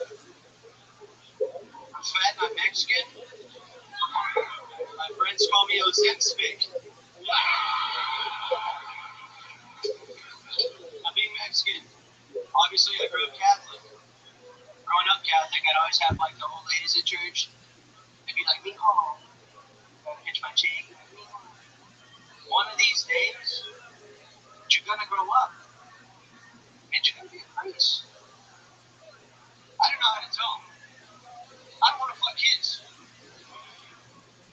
Like that's not my journey, and that's definitely not my cross to bear. God's plan for me was to fuck of-age white women. And it's going pretty good. I can't lie. It's going pretty good. I have a girlfriend, sick as fuck. She's white as hell. I give her a good dick. She gives me a green card. Thank you. That's my time. Well, you've been on the show a couple of times before, right? Yes, sir. Welcome back. Thank you. What's changed in your life since the last time you were on? Last time I was on, I was trying to save money to like get out of the hammock. Yeah, What is it? yeah, you were sleeping in a hammock for how long? Like a year and a half. Oh my god, that's so bad for your back. So where are you still in the hammock? No, I want to say through hard work and determination, you guys can own 2 hammocks. You have a second hammock now. No, this is and a bed. I leveled up a little bit. Regular bed, what size? Full. Wow. Totally split. Skip twin. That One's means twin. skip the crib too. Yeah. That counts. Incredible. Probably the first person out of the bucket tonight that has a full-size bed. Incredible stuff. What do you do for work, Matt? I am a mechanical designer and Chicago. It's kind of on it. What do you do for fun? I like to go fishing. I don't know. Go fishing a little bit. What else? Golf. I try to be white as hell. Honestly. Why? Well, so, they don't deport me. Why would you be deported? Were you born here? Yeah, but, I mean, I know what I look like. Yeah, I get some mix-ups every once in a while. Yeah. Every once in a while, I just seen a guy from Maryland to Venezuela, and he's like, I'm fucking play golf. I was not blues. Do you like heavy metal? Are you a Mexican golf as well? No, You're not. I wish I was, dude. What type of music are you into? I listen to, like, I don't know, I call it desert rock, like, Fucking weird. What's desert rock? desert rock, like shit you'd listen to, like, fucking, like, America, it's like, that one fucking horse song. Like, I've been through the desert on a horse with no name. Yeah, come on, don't act like I don't. Wait, are you saying that the whole genre is just songs about the desert? Man, what are the desert rock songs? So, fucking, Hotel California, I don't know. I know that there's a desert mentioned in that song. Yeah, but I get it. Yeah, you know what I mean, right? Yeah, are you trying to say that you like the Eagles? Yes, yeah. Yes, you mean Out in Dark Desert Highway. Yes. That is a lyric. It's literally you like songs with the word desert. Yeah. I thought it was dessert at first. Amazing. Amazing. Matt, what's the weirdest thing in your refrigerator right now?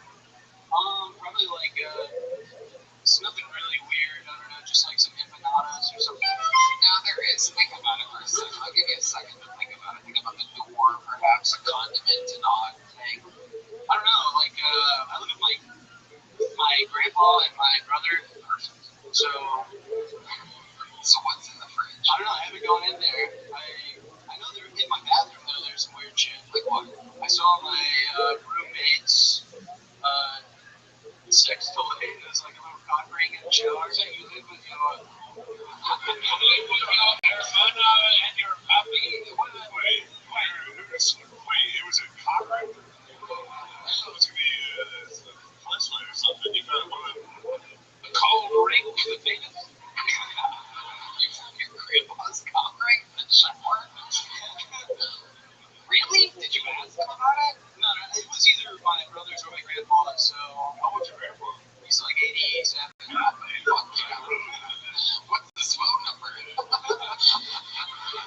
It's like Eon from the Titanic. His social security card was on like stone. All right, what the fuck? Yeah, that was crazy. Crazy to go from a cock ring to that. You found the cover? Yeah, it was on my shampoo. So let me ask you, man. Poured it in the shower. I don't know. I don't want to ask those questions, man. What makes you think it was a cock ring? What is that even? I mean, I know what they look like. How? How do you know what they look like? I got one myself. Imagine you have a cock ring? Yeah, I did. I did at one point. Yeah, It's crazy that you're not talking about with this with the fat cock rings are not so common that we just all accidentally have a cock ring. You know, there's got to be something deep in the blood calling out for this family that loves having a cock ring around. I've never used a cock ring once. I've never seen it. You're missing out, honestly. Who introduced cock rings to the family? So I had a cock ring salesman come out the door. It's a little secret Santa. That's right. I go, oh, you got me a cover ring, thank you. You got me a cock ring last. Wow. So I believe you said that you at one point you had a cock ring and now you no longer have one. What made you take your cock They ring? cast it into the fire.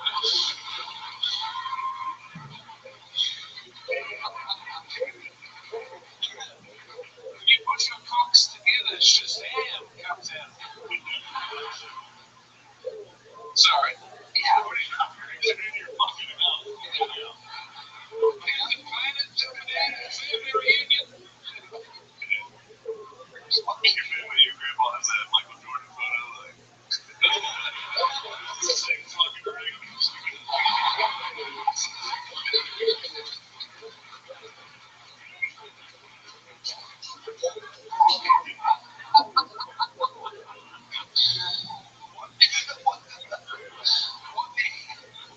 what made you take your cock ring out? I had to throw it away, dude. Why? I don't understand. It was a little disgusting and a little too powerful. So tell us what you mean by that. Like it had like one of those like little pill-shaped things on top of it, you know. No, we don't know. You are a cock ring master. You are the Frodo of cock rings. You are the Lord of the cock rings. You are Johnny Cockring. So tell us what you mean. Describe this. The ring does it. It must be my grandpa's.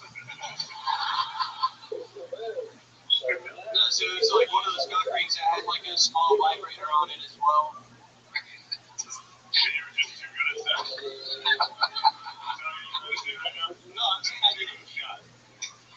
needed a little help. That's all I'm saying. Yeah, well, hold on. You gotta tell me about this thing. How good is it? Why shouldn't it be mine?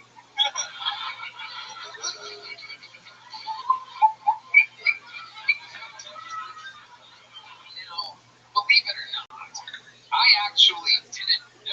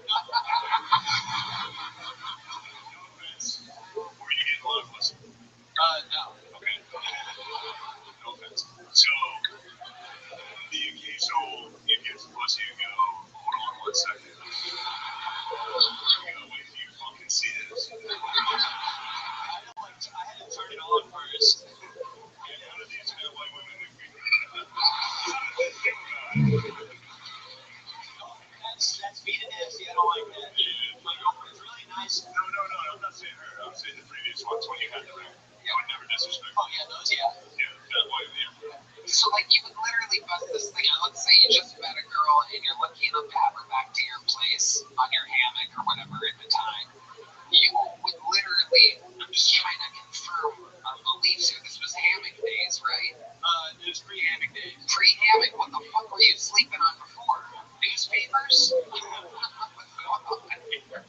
This is before I got evicted from the bed, and then I got, a hammock. Okay, so you had a bed at the time in which you were flipping the switch. Yeah. Okay. And so there were times in which it would be like a one night stand or whatever, someone that you just met. Okay. Now, yeah, right.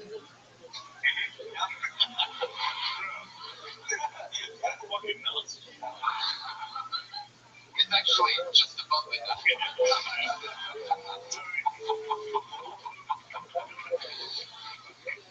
Hey, come on, that tickles.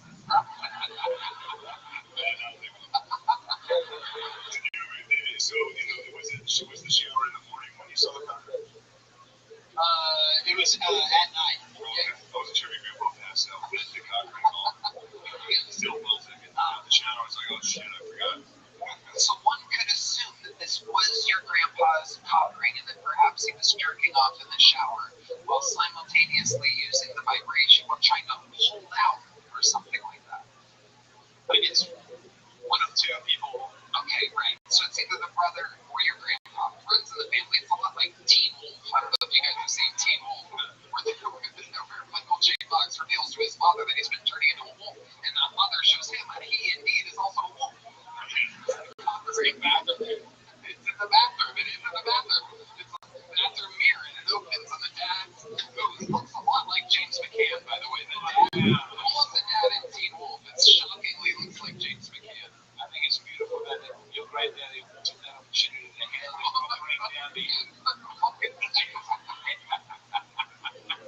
I noticed it. Yeah, like a big TV. You're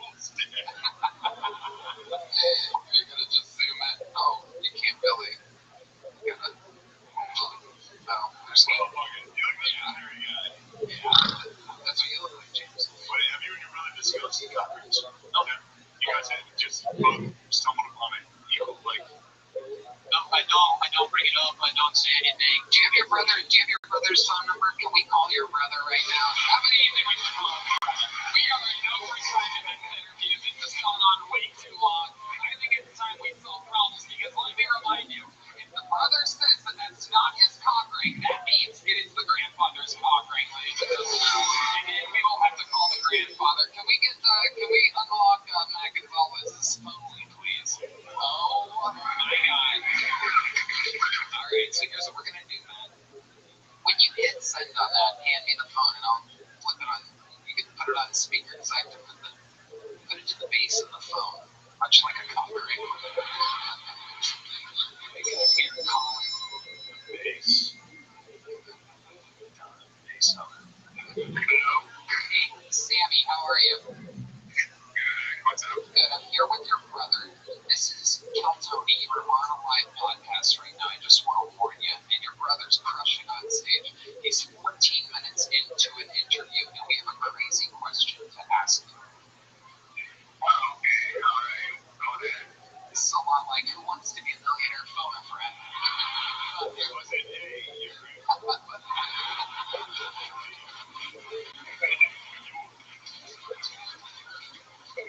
So, here is the situation, Sammy. Your brother, Matt, was in the shower recently, and we know that you live together with your grandpa. So, can you hear me okay, Sammy? Yeah. Okay, here we go. There's a big question happening because we found out that your brother once owned a cock ring, and he had to, and then he threw it out. He no longer has the cock ring. And the other day, it was very recent, right?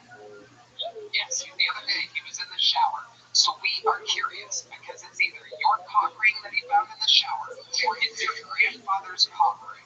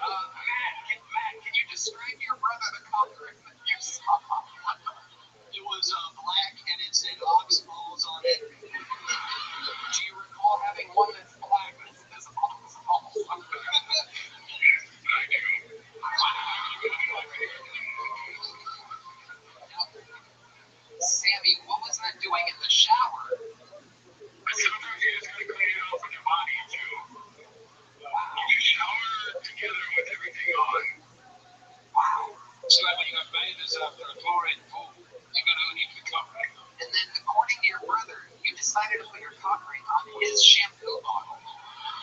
What was the purpose of that exactly? I don't know. Honestly, you know what it is. Maybe it's just to show confidence. I don't know. Wow. Sammy, thank you so much for answering these questions. The crowd loves you. Thank you for taking part. We'll talk to you soon, Sammy. Unbelievably entertaining. Cool brother. Ladies and gentlemen, how about one more time for the Lord of the Cock Rings, Matt Gonzalez. Ladies and gentlemen. Here's a big joke, buddy. Wrap your cock ring around it when you get home. All right. Everybody, your next bucket full is one of our favorite co-producers around here. Someone that helps out with the show all the time. Make some noise for Dusty Carter, everybody. He's back, Dusty Carter.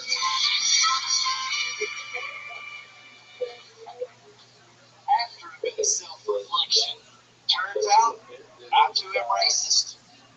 Because if you're not the human race, I don't like you. I don't like AI. I don't like robots. I don't like humanoids. I don't like cyborgs, waymos, or Roombas.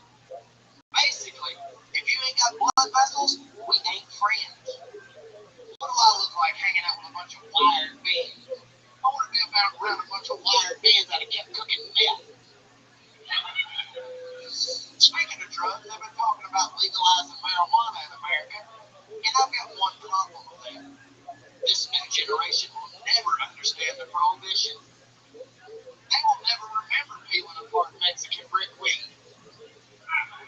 They won't know the frustration of sifting seeds for 5 minutes to roll a joint. They won't even know what it tastes like to smoke the resin out of your lung because it adds all 100 pounds.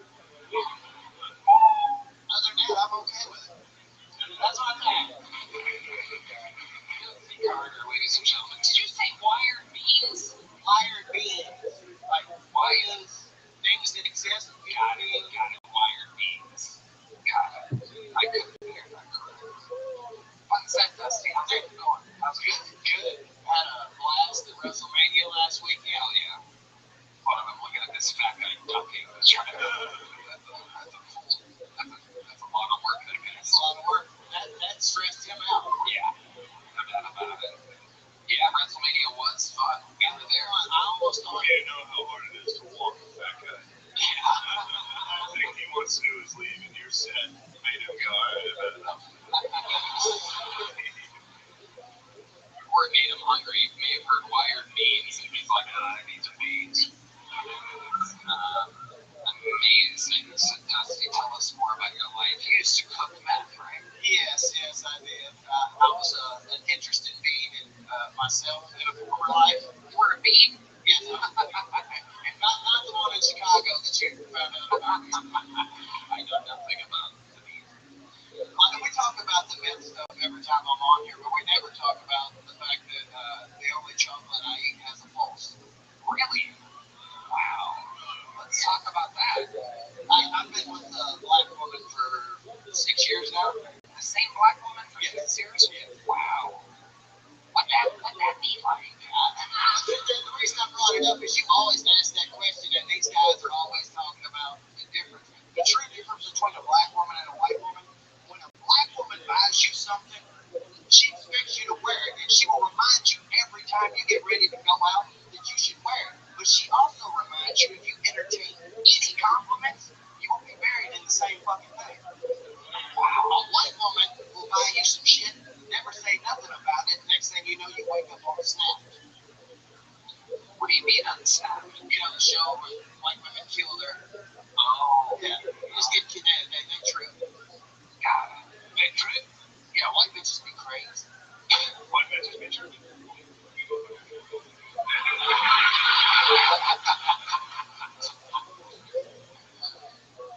But there's certain things you have to know when you're with a black woman. Like you have to know what setting spray is.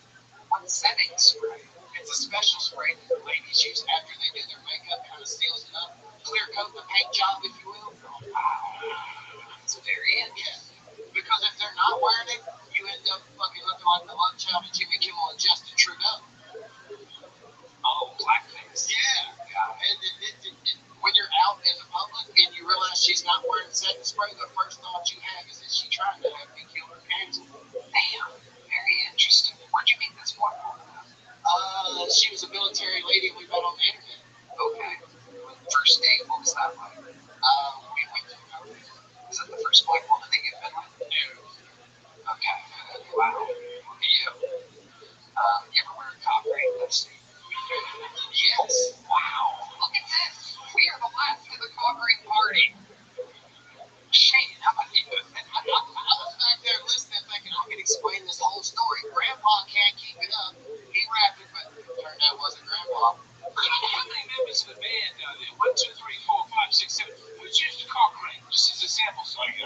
Carlos Sosa over there.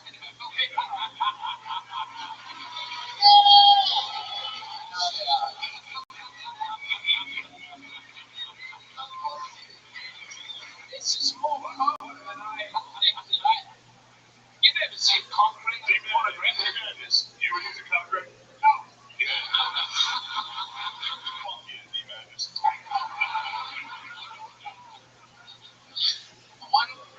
How many cock rings have you had, Carlos? Only one. And you still have it?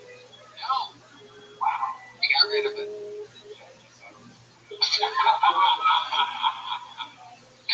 Oh my god, this cock's so the kill. I think I lost mine in the divorce. I don't remember. Shit. Alright, Dusty. Well, we love you. You had fun times. There goes Dusty Carter, everybody. We'll see you again. Alright. Here's another fucking one. A fucking interesting one. Makes noise for James Swanson the third, everybody. Oh, yeah. Makes the noise for James, everybody. I recently got engaged to a woman of my dreams. Love is blind, and it's also 3 feet 6 inches. I fell in love with the midget. I can only handle half of a woman's problems. When we go out on dates, I carry her in the front pack like a little baby kangaroo. We always get our 50% off discounts, and we only have short arguments. But the best part is my date looks huge next to a midget. First time I've ever been in 2 hands at the same time. And I feel like a giant because when I'm standing up here in a money shirt, she's standing up too like she's in the shower. We only got one problem, Austin. She's always trying to 69, but she can only 34.5. So while she's sucking my dick, I'm licking her kneecaps. Like kneecaps is delicious. I just put a little honey on the wall. That's my time. James Swanson the third. Yes, the third. Welcome. Thank you. Is this true? You're really with the midget? Yes, I like shorter people. Oh my god, that is incredible and very hard to find. I know. You do look like unsuccessful Kevin Hart. So what not happened tonight, Tommy? That's right. The star is born. James Swanson the third. You're no, I just met you. I wanted to see TV.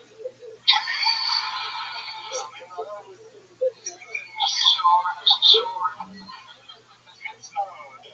Amazing. James Swanson the third. How old are you? I'm 53. How long have you been with stand-up? I started I first touched the mic 2011, but I fell off about getting out of it, getting out of it. I've been really serious about it the last few years. Okay. You live here in Austin? No, I'm traveling from Las Vegas. You live in Vegas? What do you do in Vegas? I'm an Uber driver. Why'd you smile and hesitate there for a second? Because I quit a 6-figure job to follow my dream. So, wow, what was the job that you quit? I sold timeshare upgrades in Las Vegas. Timeshare upgrades? Yeah.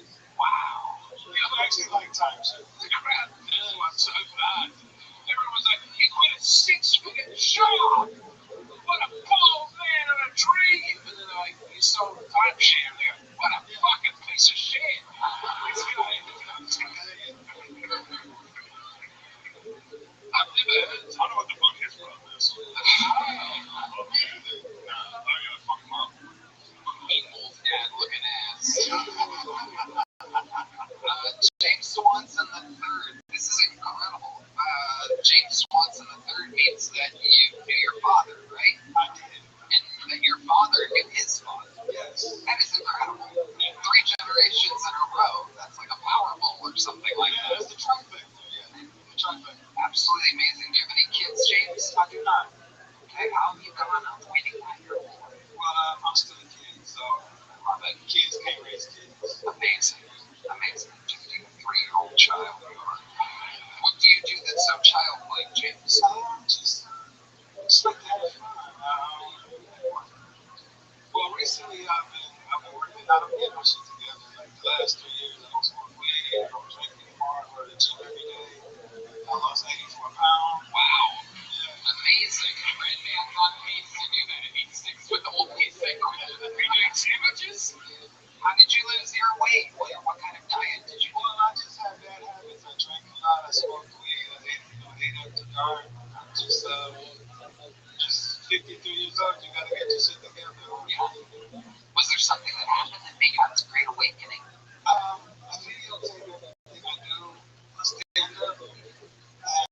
introduce myself.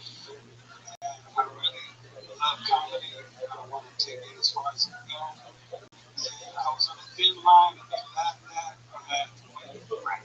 So that was it. I love comedy more than anything. So I think we should What did you replace it with? Just comedy? Is there any other vices or anything that you No, guilty pleasure? sometimes twice a day, man. And I drive over the six figures and going to five figures is just not work. My heart. What's the craziest thing in Vegas that's ever happened in your neighborhood? What's the wildest shit you've ever seen? That place is absolutely nuts. So I dodge all the nutty drivers. I drive half time in the morning, in the evening. But I had this, I swear to God, this lady was my lunch teacher. Yeah. In high school. She had a hell of a night in Vegas. And she got in my car. So I waited for her like 10 to 15 minutes. She begged me to wait. She couldn't find where I was telling her to pick up. She finally was coming around the corner with her shoes hanging off her. What time of the day is it? This was 8 o'clock in the morning, so she had been in the casino all fucking night. Yeah. So she was falling off, money's falling off her. She jumps in my car, and the first thing she says is, "You are the worst Uber driver ever." Oh, shit. I told that bitch she was the worst passenger to get the fuck out of my car. Yeah. But she refused to get out of my car. I had to go get security and the police to get this chick out of my car. I think I know the security guy. He ended up with her wallet that night. Wow, James. So living in Vegas must be hard to avoid all of those temptations. Drinking, smoking, weed is illegal there. You just gotta find something to avoid all that bullshit. Is there a joke that you want to do that's not fucking an imaginary midget related? I'm just curious. It seems like you really love doing this, and you were just kind of one note tonight. I'm curious if there's something else that you might have up your sleeve. I got something that must be longer than a minute. Well, in that case, do you have anything short and quick? Shorter than your 3'6" imaginary midget girlfriend? Let's see what can I come up with. Shit. Everything's almost longer. Everything is longer than a minute. Can I get 2 minutes? No, you can't do that. That's a whole different show. Something like that. Somebody's like, come and do it. Well, I'm a storyteller. I'm a shit. Stories. That's all. Alright. Anything else crazy about your life we should know? No, that you will see me, James Wilson will be coming to television very soon. I'm hilarious. Here's to the Jim's TVs.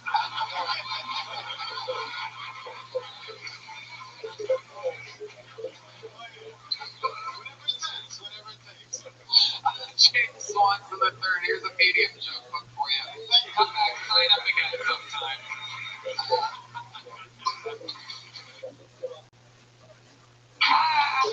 Alright, let's get one last bucket full up here tonight. What a hand to the lovely Heidi.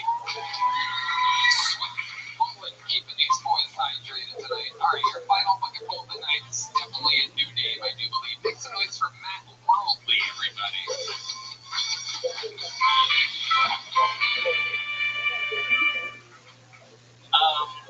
In high school, my art teacher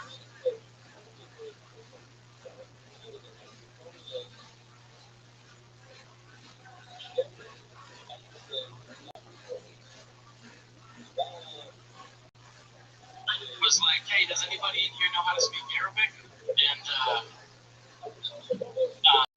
she was getting ready to train us for like a calligraphy lesson. And I was like, "Fuck, yeah, I can speak Arabic." She goes, "Go ahead, man, speak some Arabic for us." And I said, "No, no, no, no, no, no." And everybody laughed in the classroom except for her. She was like, "Man, that's rude, that's insensitive. Does anybody here actually know how to speak some Arabic?" And I was like, "Well, yeah, I do." And she was like, "Are you actually going to say something in Arabic this time?" And I'm like, "For sure." I said, "But I just did." I wasn't cool. I'm like, "I'm not going to do it again." And she goes, "Go ahead." And I said, in perfect Arabic, I said, "لقد أمسكت بالخيار she gasped. She was like, "Oh my god!" She's like, "That was beautiful." Do you know what it translates to? I said, "Hell yeah! I learned it from Call of Duty. It means we've got control of a hostage."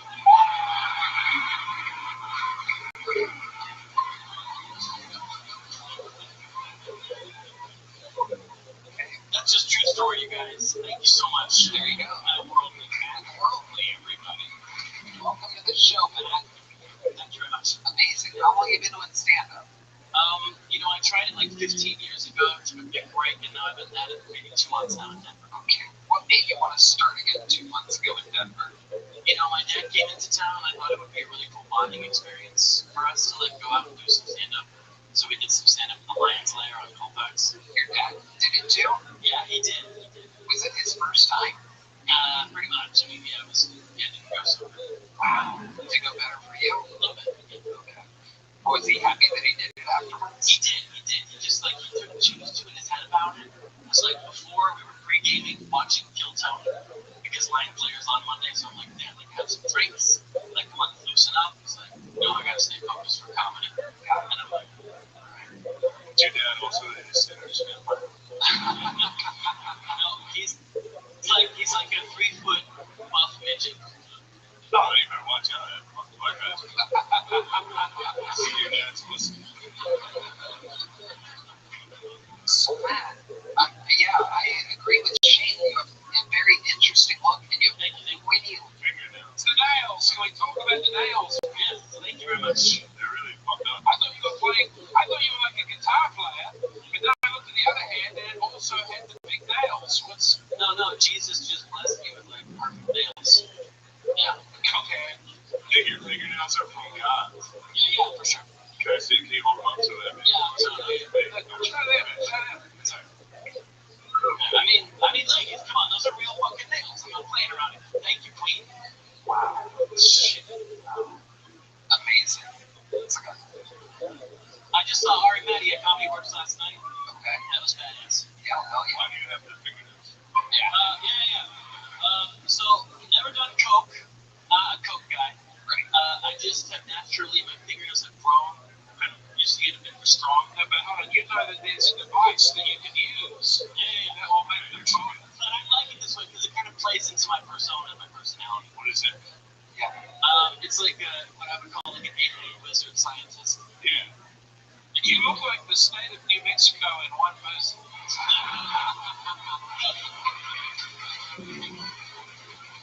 So, wizard scientist. Can you explain what you mean by that? Sure. So, alien wizard science is an art form that I invented, essentially, where I essentially shine light through rotating glass. Wow. Excuse me, I have to go to the toilet. Yeah, please do. Okay. So that's fucking retarded. You'd be surprised. You want to talk. I would be.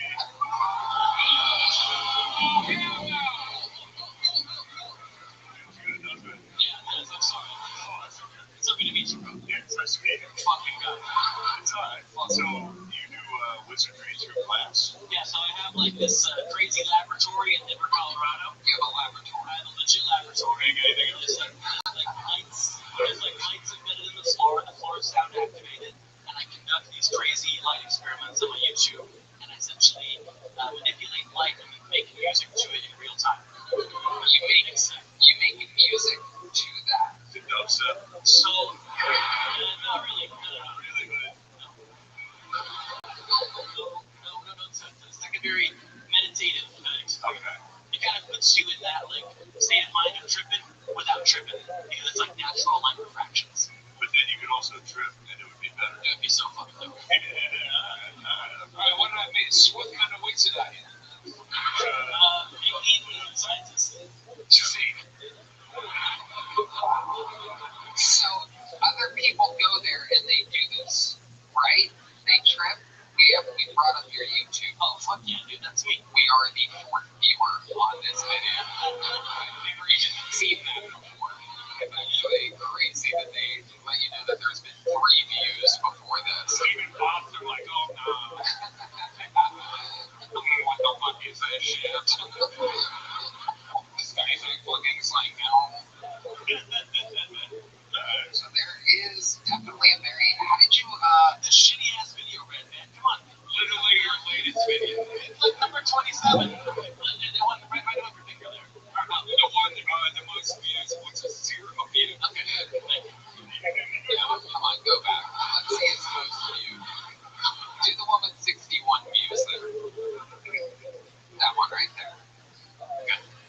Nobody can see this. This must be so boring for you guys. No, it's alright. It's a. You can imagine exactly what. Yeah, exactly.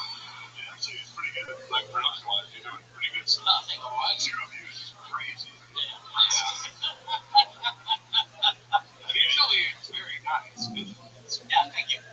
It's like a work in progress. I actually just started it. So, how did you come up with this idea? How did you realize this is something that you want to do? Well, it's just been the series of like, spiritual connection to like my art, and it's kind of brought me to this place. I've always been like a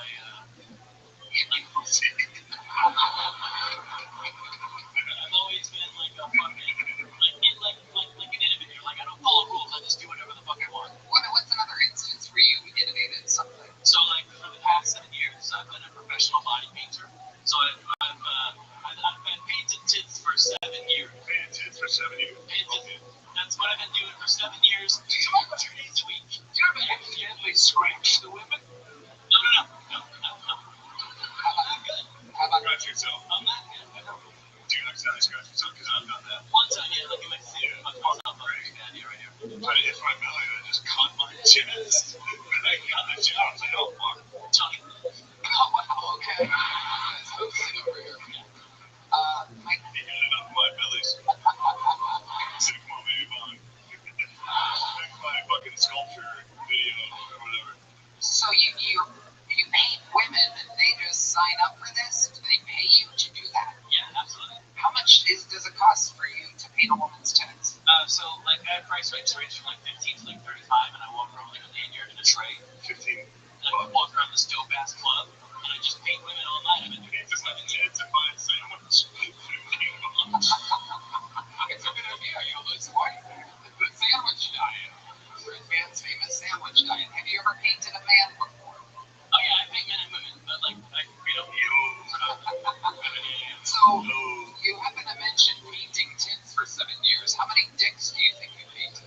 Well, some people are like, paint a dick on my friend. I'm like, that's expensive. I don't want to paint a dick. Some people.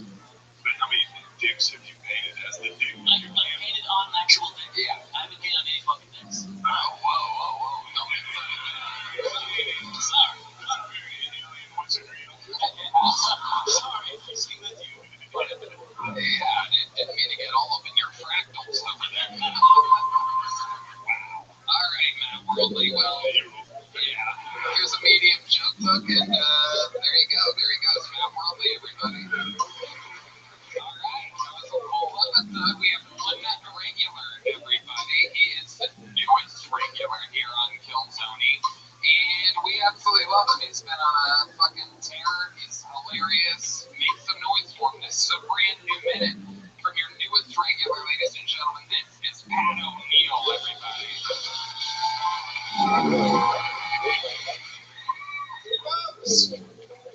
My ex-girlfriend, she would love it when I spit in her mouth. And my new girlfriend hates when I mention that.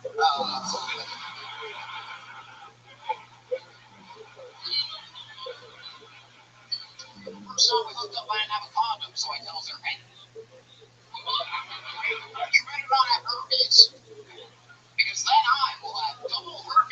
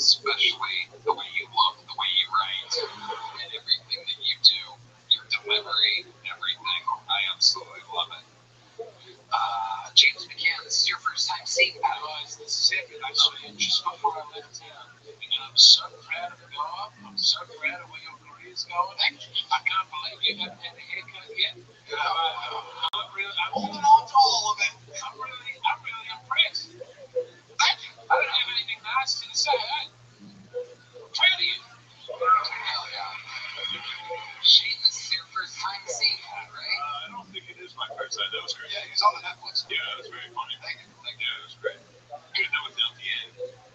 Yeah, I kind of would. I lost the timing of it. I didn't want to just sign off on it, but I like that one where you woke a sleeping woman up by shoving your penis down her throat. You know? Because you're so charming. I didn't notice that's what it was about. And then I thought about it later, and I thought, I think he was mouth fucking a sleeping woman. And I didn't know that could be so funny. You don't look like the type of guy that would do that. That's why it's so fun. It's a nice misdirect. Because you seem like a classy.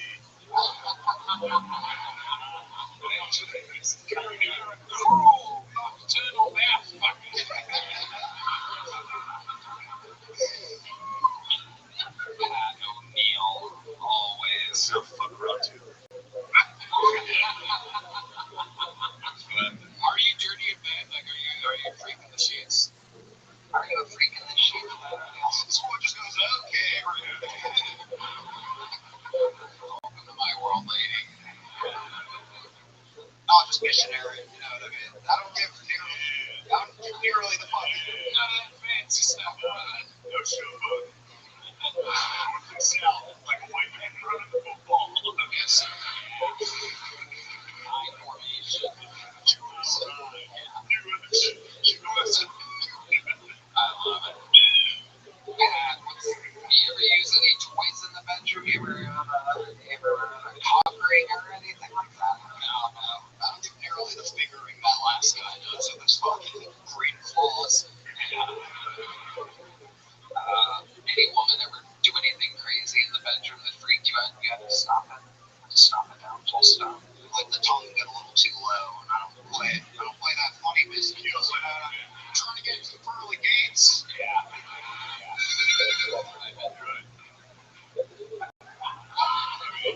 This guy's exactly right. No cock rings, no bullshit, dude. No bullshit. Does the carpet match the drapes, or your pubes longer on the sides than they are? Yeah, you're the man. Yeah, I love you closing out this show. Such a great show. Great hat O'Neill. Guys, make some fucking noise for the great Shane Gillis, everybody. We did it. Tell them we're ready to email us in. One more time for James McCann, everybody. Make sure you check out The Roads of Kevin Hart, Fire Season 3. All the fun stuff is out there on Netflix. James McCann is the James Donald Forbes McCann Catamaran Plan podcast. So type that into your Google and find that. It's available everywhere. Thank you to Quote Price, Big Surf Shark, and Cheers Health. Let's see what Chris Rogers showed tonight over there. Oh, it's Shane.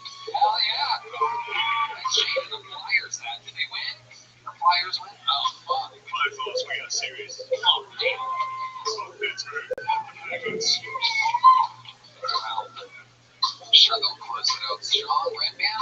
San Diego, coming to the American Comedy Co. with some friends. AmericanComedyCo.com. We're going to Madison Square Garden, ladies and gentlemen, August 7th and 8th, and a lot of other fun stuff happening, so stay tuned for a lot of other fun announcements upcoming. We love you guys. Thank you so much, everybody. Good night.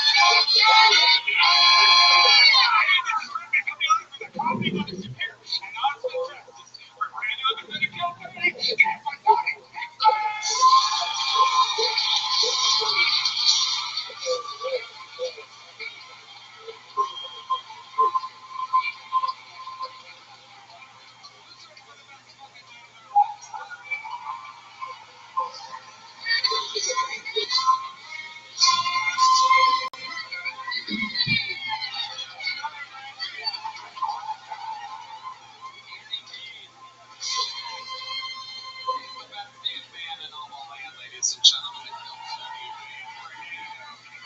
Figaro, Vallejo, Carlos Sosa, Tres Leches, Michael Gonzalez. Not just Belgrado, we have the great Dave Scheer joining us on guitar tonight. Unbelievable local musician, the great John Dees on the keys, and believe it or not, that's the real deal, D Madness, ladies and gentlemen. Not Drewski in blacker face, that is actual D Madness. This episode of the #1 live podcast in the world is brought to you by Blue Chew Prize Mix and Civics Delicious Nicotine Toothpicks. There's a smoker in here. Any smokers? Any smoke? There you go, have one. Here, have one of those. Nibble on one of those during the episode, and all your nicotine worries go away. Sip more, smoke less with Civics. Yeah. We just got in. We're fresh off of Los Angeles live last night. We haven't heard of something else, huh? It's the first time I've been called a Nazi multiple times in just a few hours. I guess that's what LA writers' rooms always have. A lot of mentally ill liberals out there. And somehow with all these fucking blacks and Jews and Mexicans around me, I guess I'm a fucking Nazi somehow. I guess the guy that pulls names out of a bucket, giving everybody an opportunity, is a Nazi. Isn't that something? I was called that by a bunch of people that have never written anything in their lives. Literally have just been reading cue cards and teleprompters every project they've ever done with the inability to improvise whatsoever. No opportunity to have their own thought. They just read what the writers wrote for them without any originality whatsoever. And the writers I used to work with, well, there's a few great writers in that writer's room, and the rest of them are just living in a bubble of mental illness, and it's very exciting. But most, you know what I mean? I get called a Nazi, gay, a racist over and over again. I'm none of those three things. A little fun fact. But they are fat, ugly, black, Jewish. Everything I said was real about them. Just a reminder. So I woke up today, and even though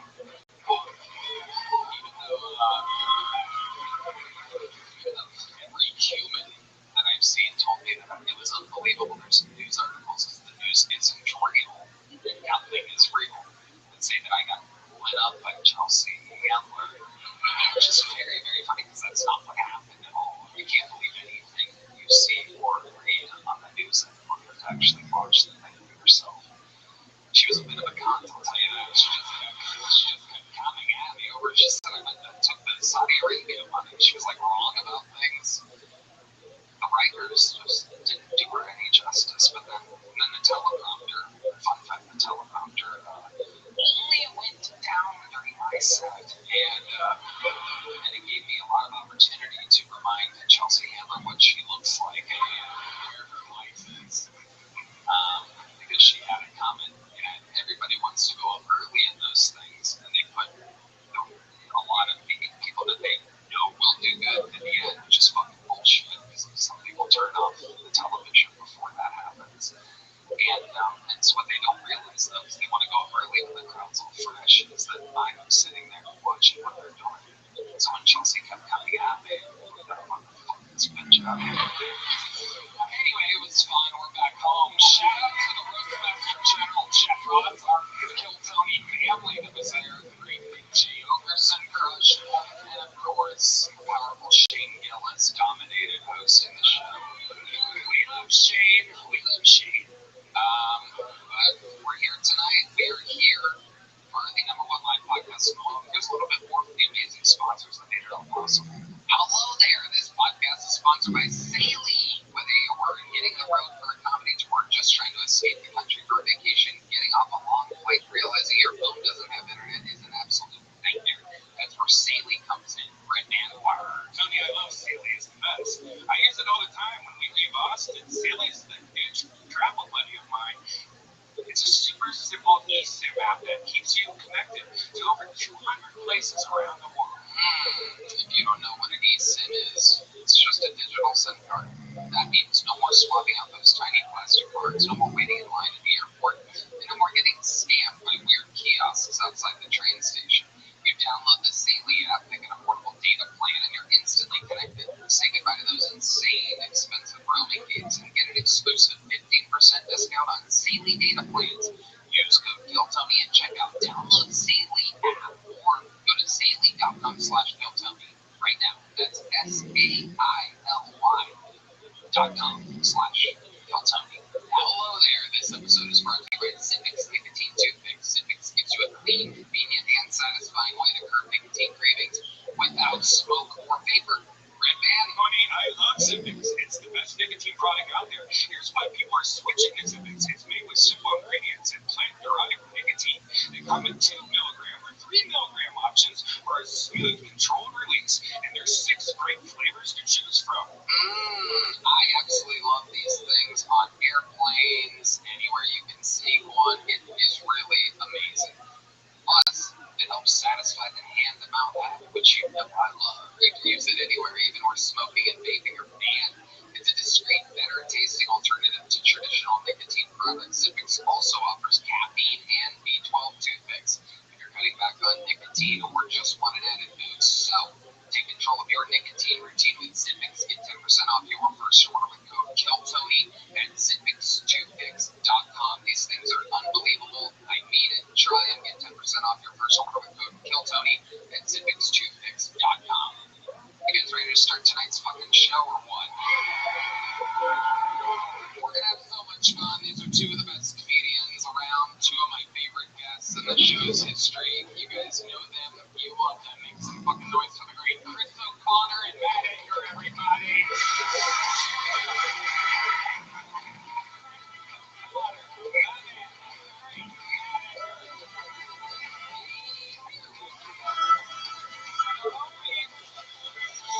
The local motherfucking homies, Chris O'Connor is a star. He's up at the podcast Stuff Island. He's touring the country. ChrisO'Connor.com, Raleigh, North Carolina, Detroit, Michigan. I'm going to hand for my good friend Matt Edgar. Everybody. Serving together this week, 19 years ago. A little fun fact about me and Matt. May 2007, at the Comedy Store. 2 little bumps. I was 22. He was 21. Now I'm 41. You're 40, right? Yeah. Crazy. That's nuts. And one of us made it. Thank God I won that coin flip. Here's how you know, buddy. We were together making a lot of eye contact. You were right in the middle front of the roast of Kevin Hart. We had a lot of fun. Yeah, I was with you last night. Yeah. Oh, yeah. Oh, I forgot you were there. Yes, we were really fucked up. I was talking to Chef Green about Star Wars.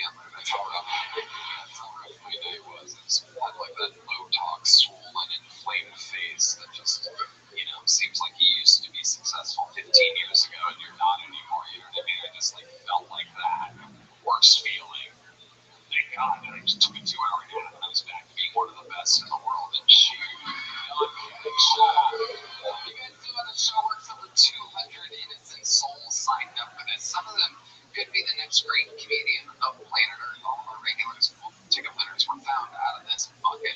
Could happen. Could be a completely insane person, a lazy writer that didn't really give any effort. Anything could happen.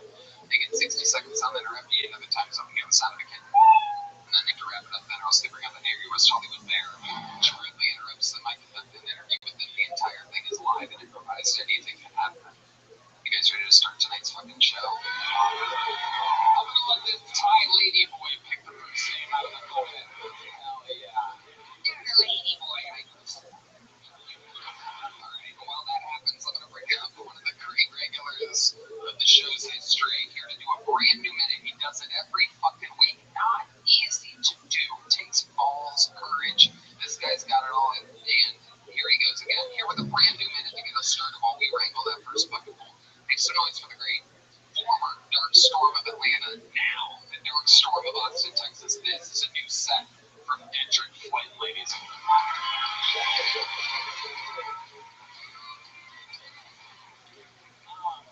I love Latino people. I grew up part Mexican in high school. My best friend was Mexican, so I was like raised like that's why I learned Spanish from. Like I don't really know like short Spanish, or I know like certain actions, like when his mama say PJ, you duck, right? You know what I'm saying? That means duck in Spanish, and if you hear PJ come wrong, that means duck and run in Spanish. And I continue that love through my life with my job that I work.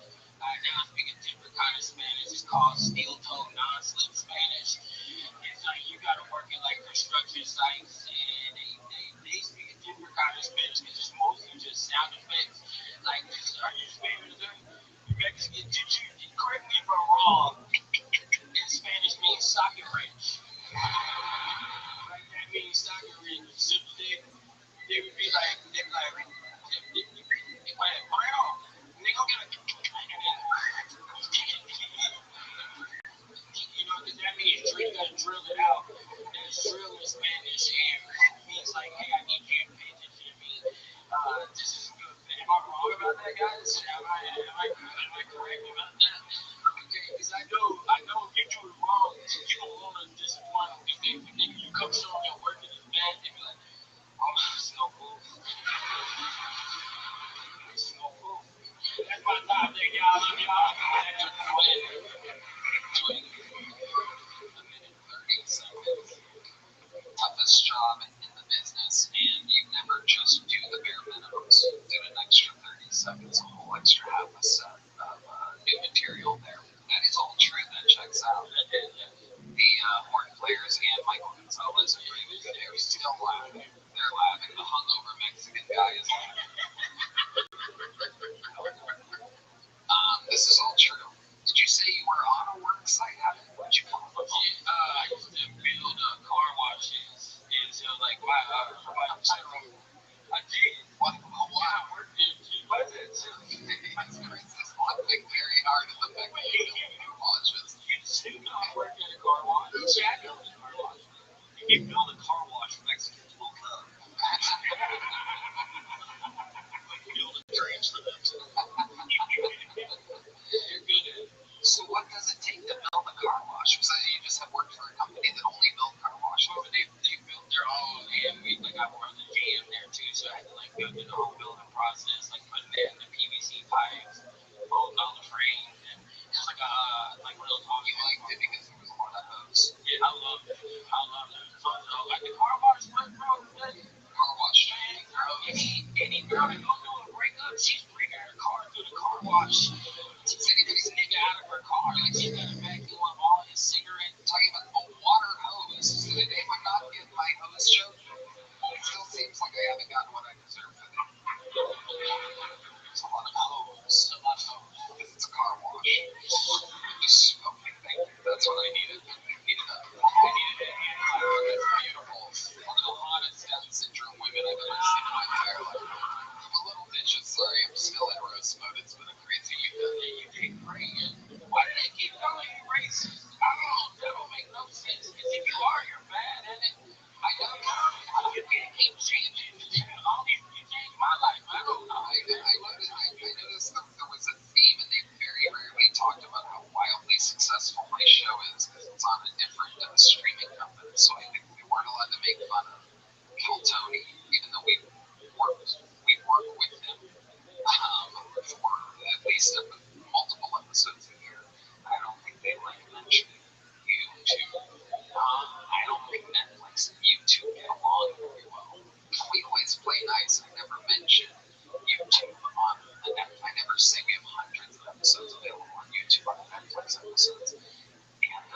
it's funny, they did this weird Kevin Hart show where they find a Mexican comedic town, they release them on Mondays at 8. It almost seems like they were trying to start some shit there. But, I play nice. I play nice until I don't. And here we are.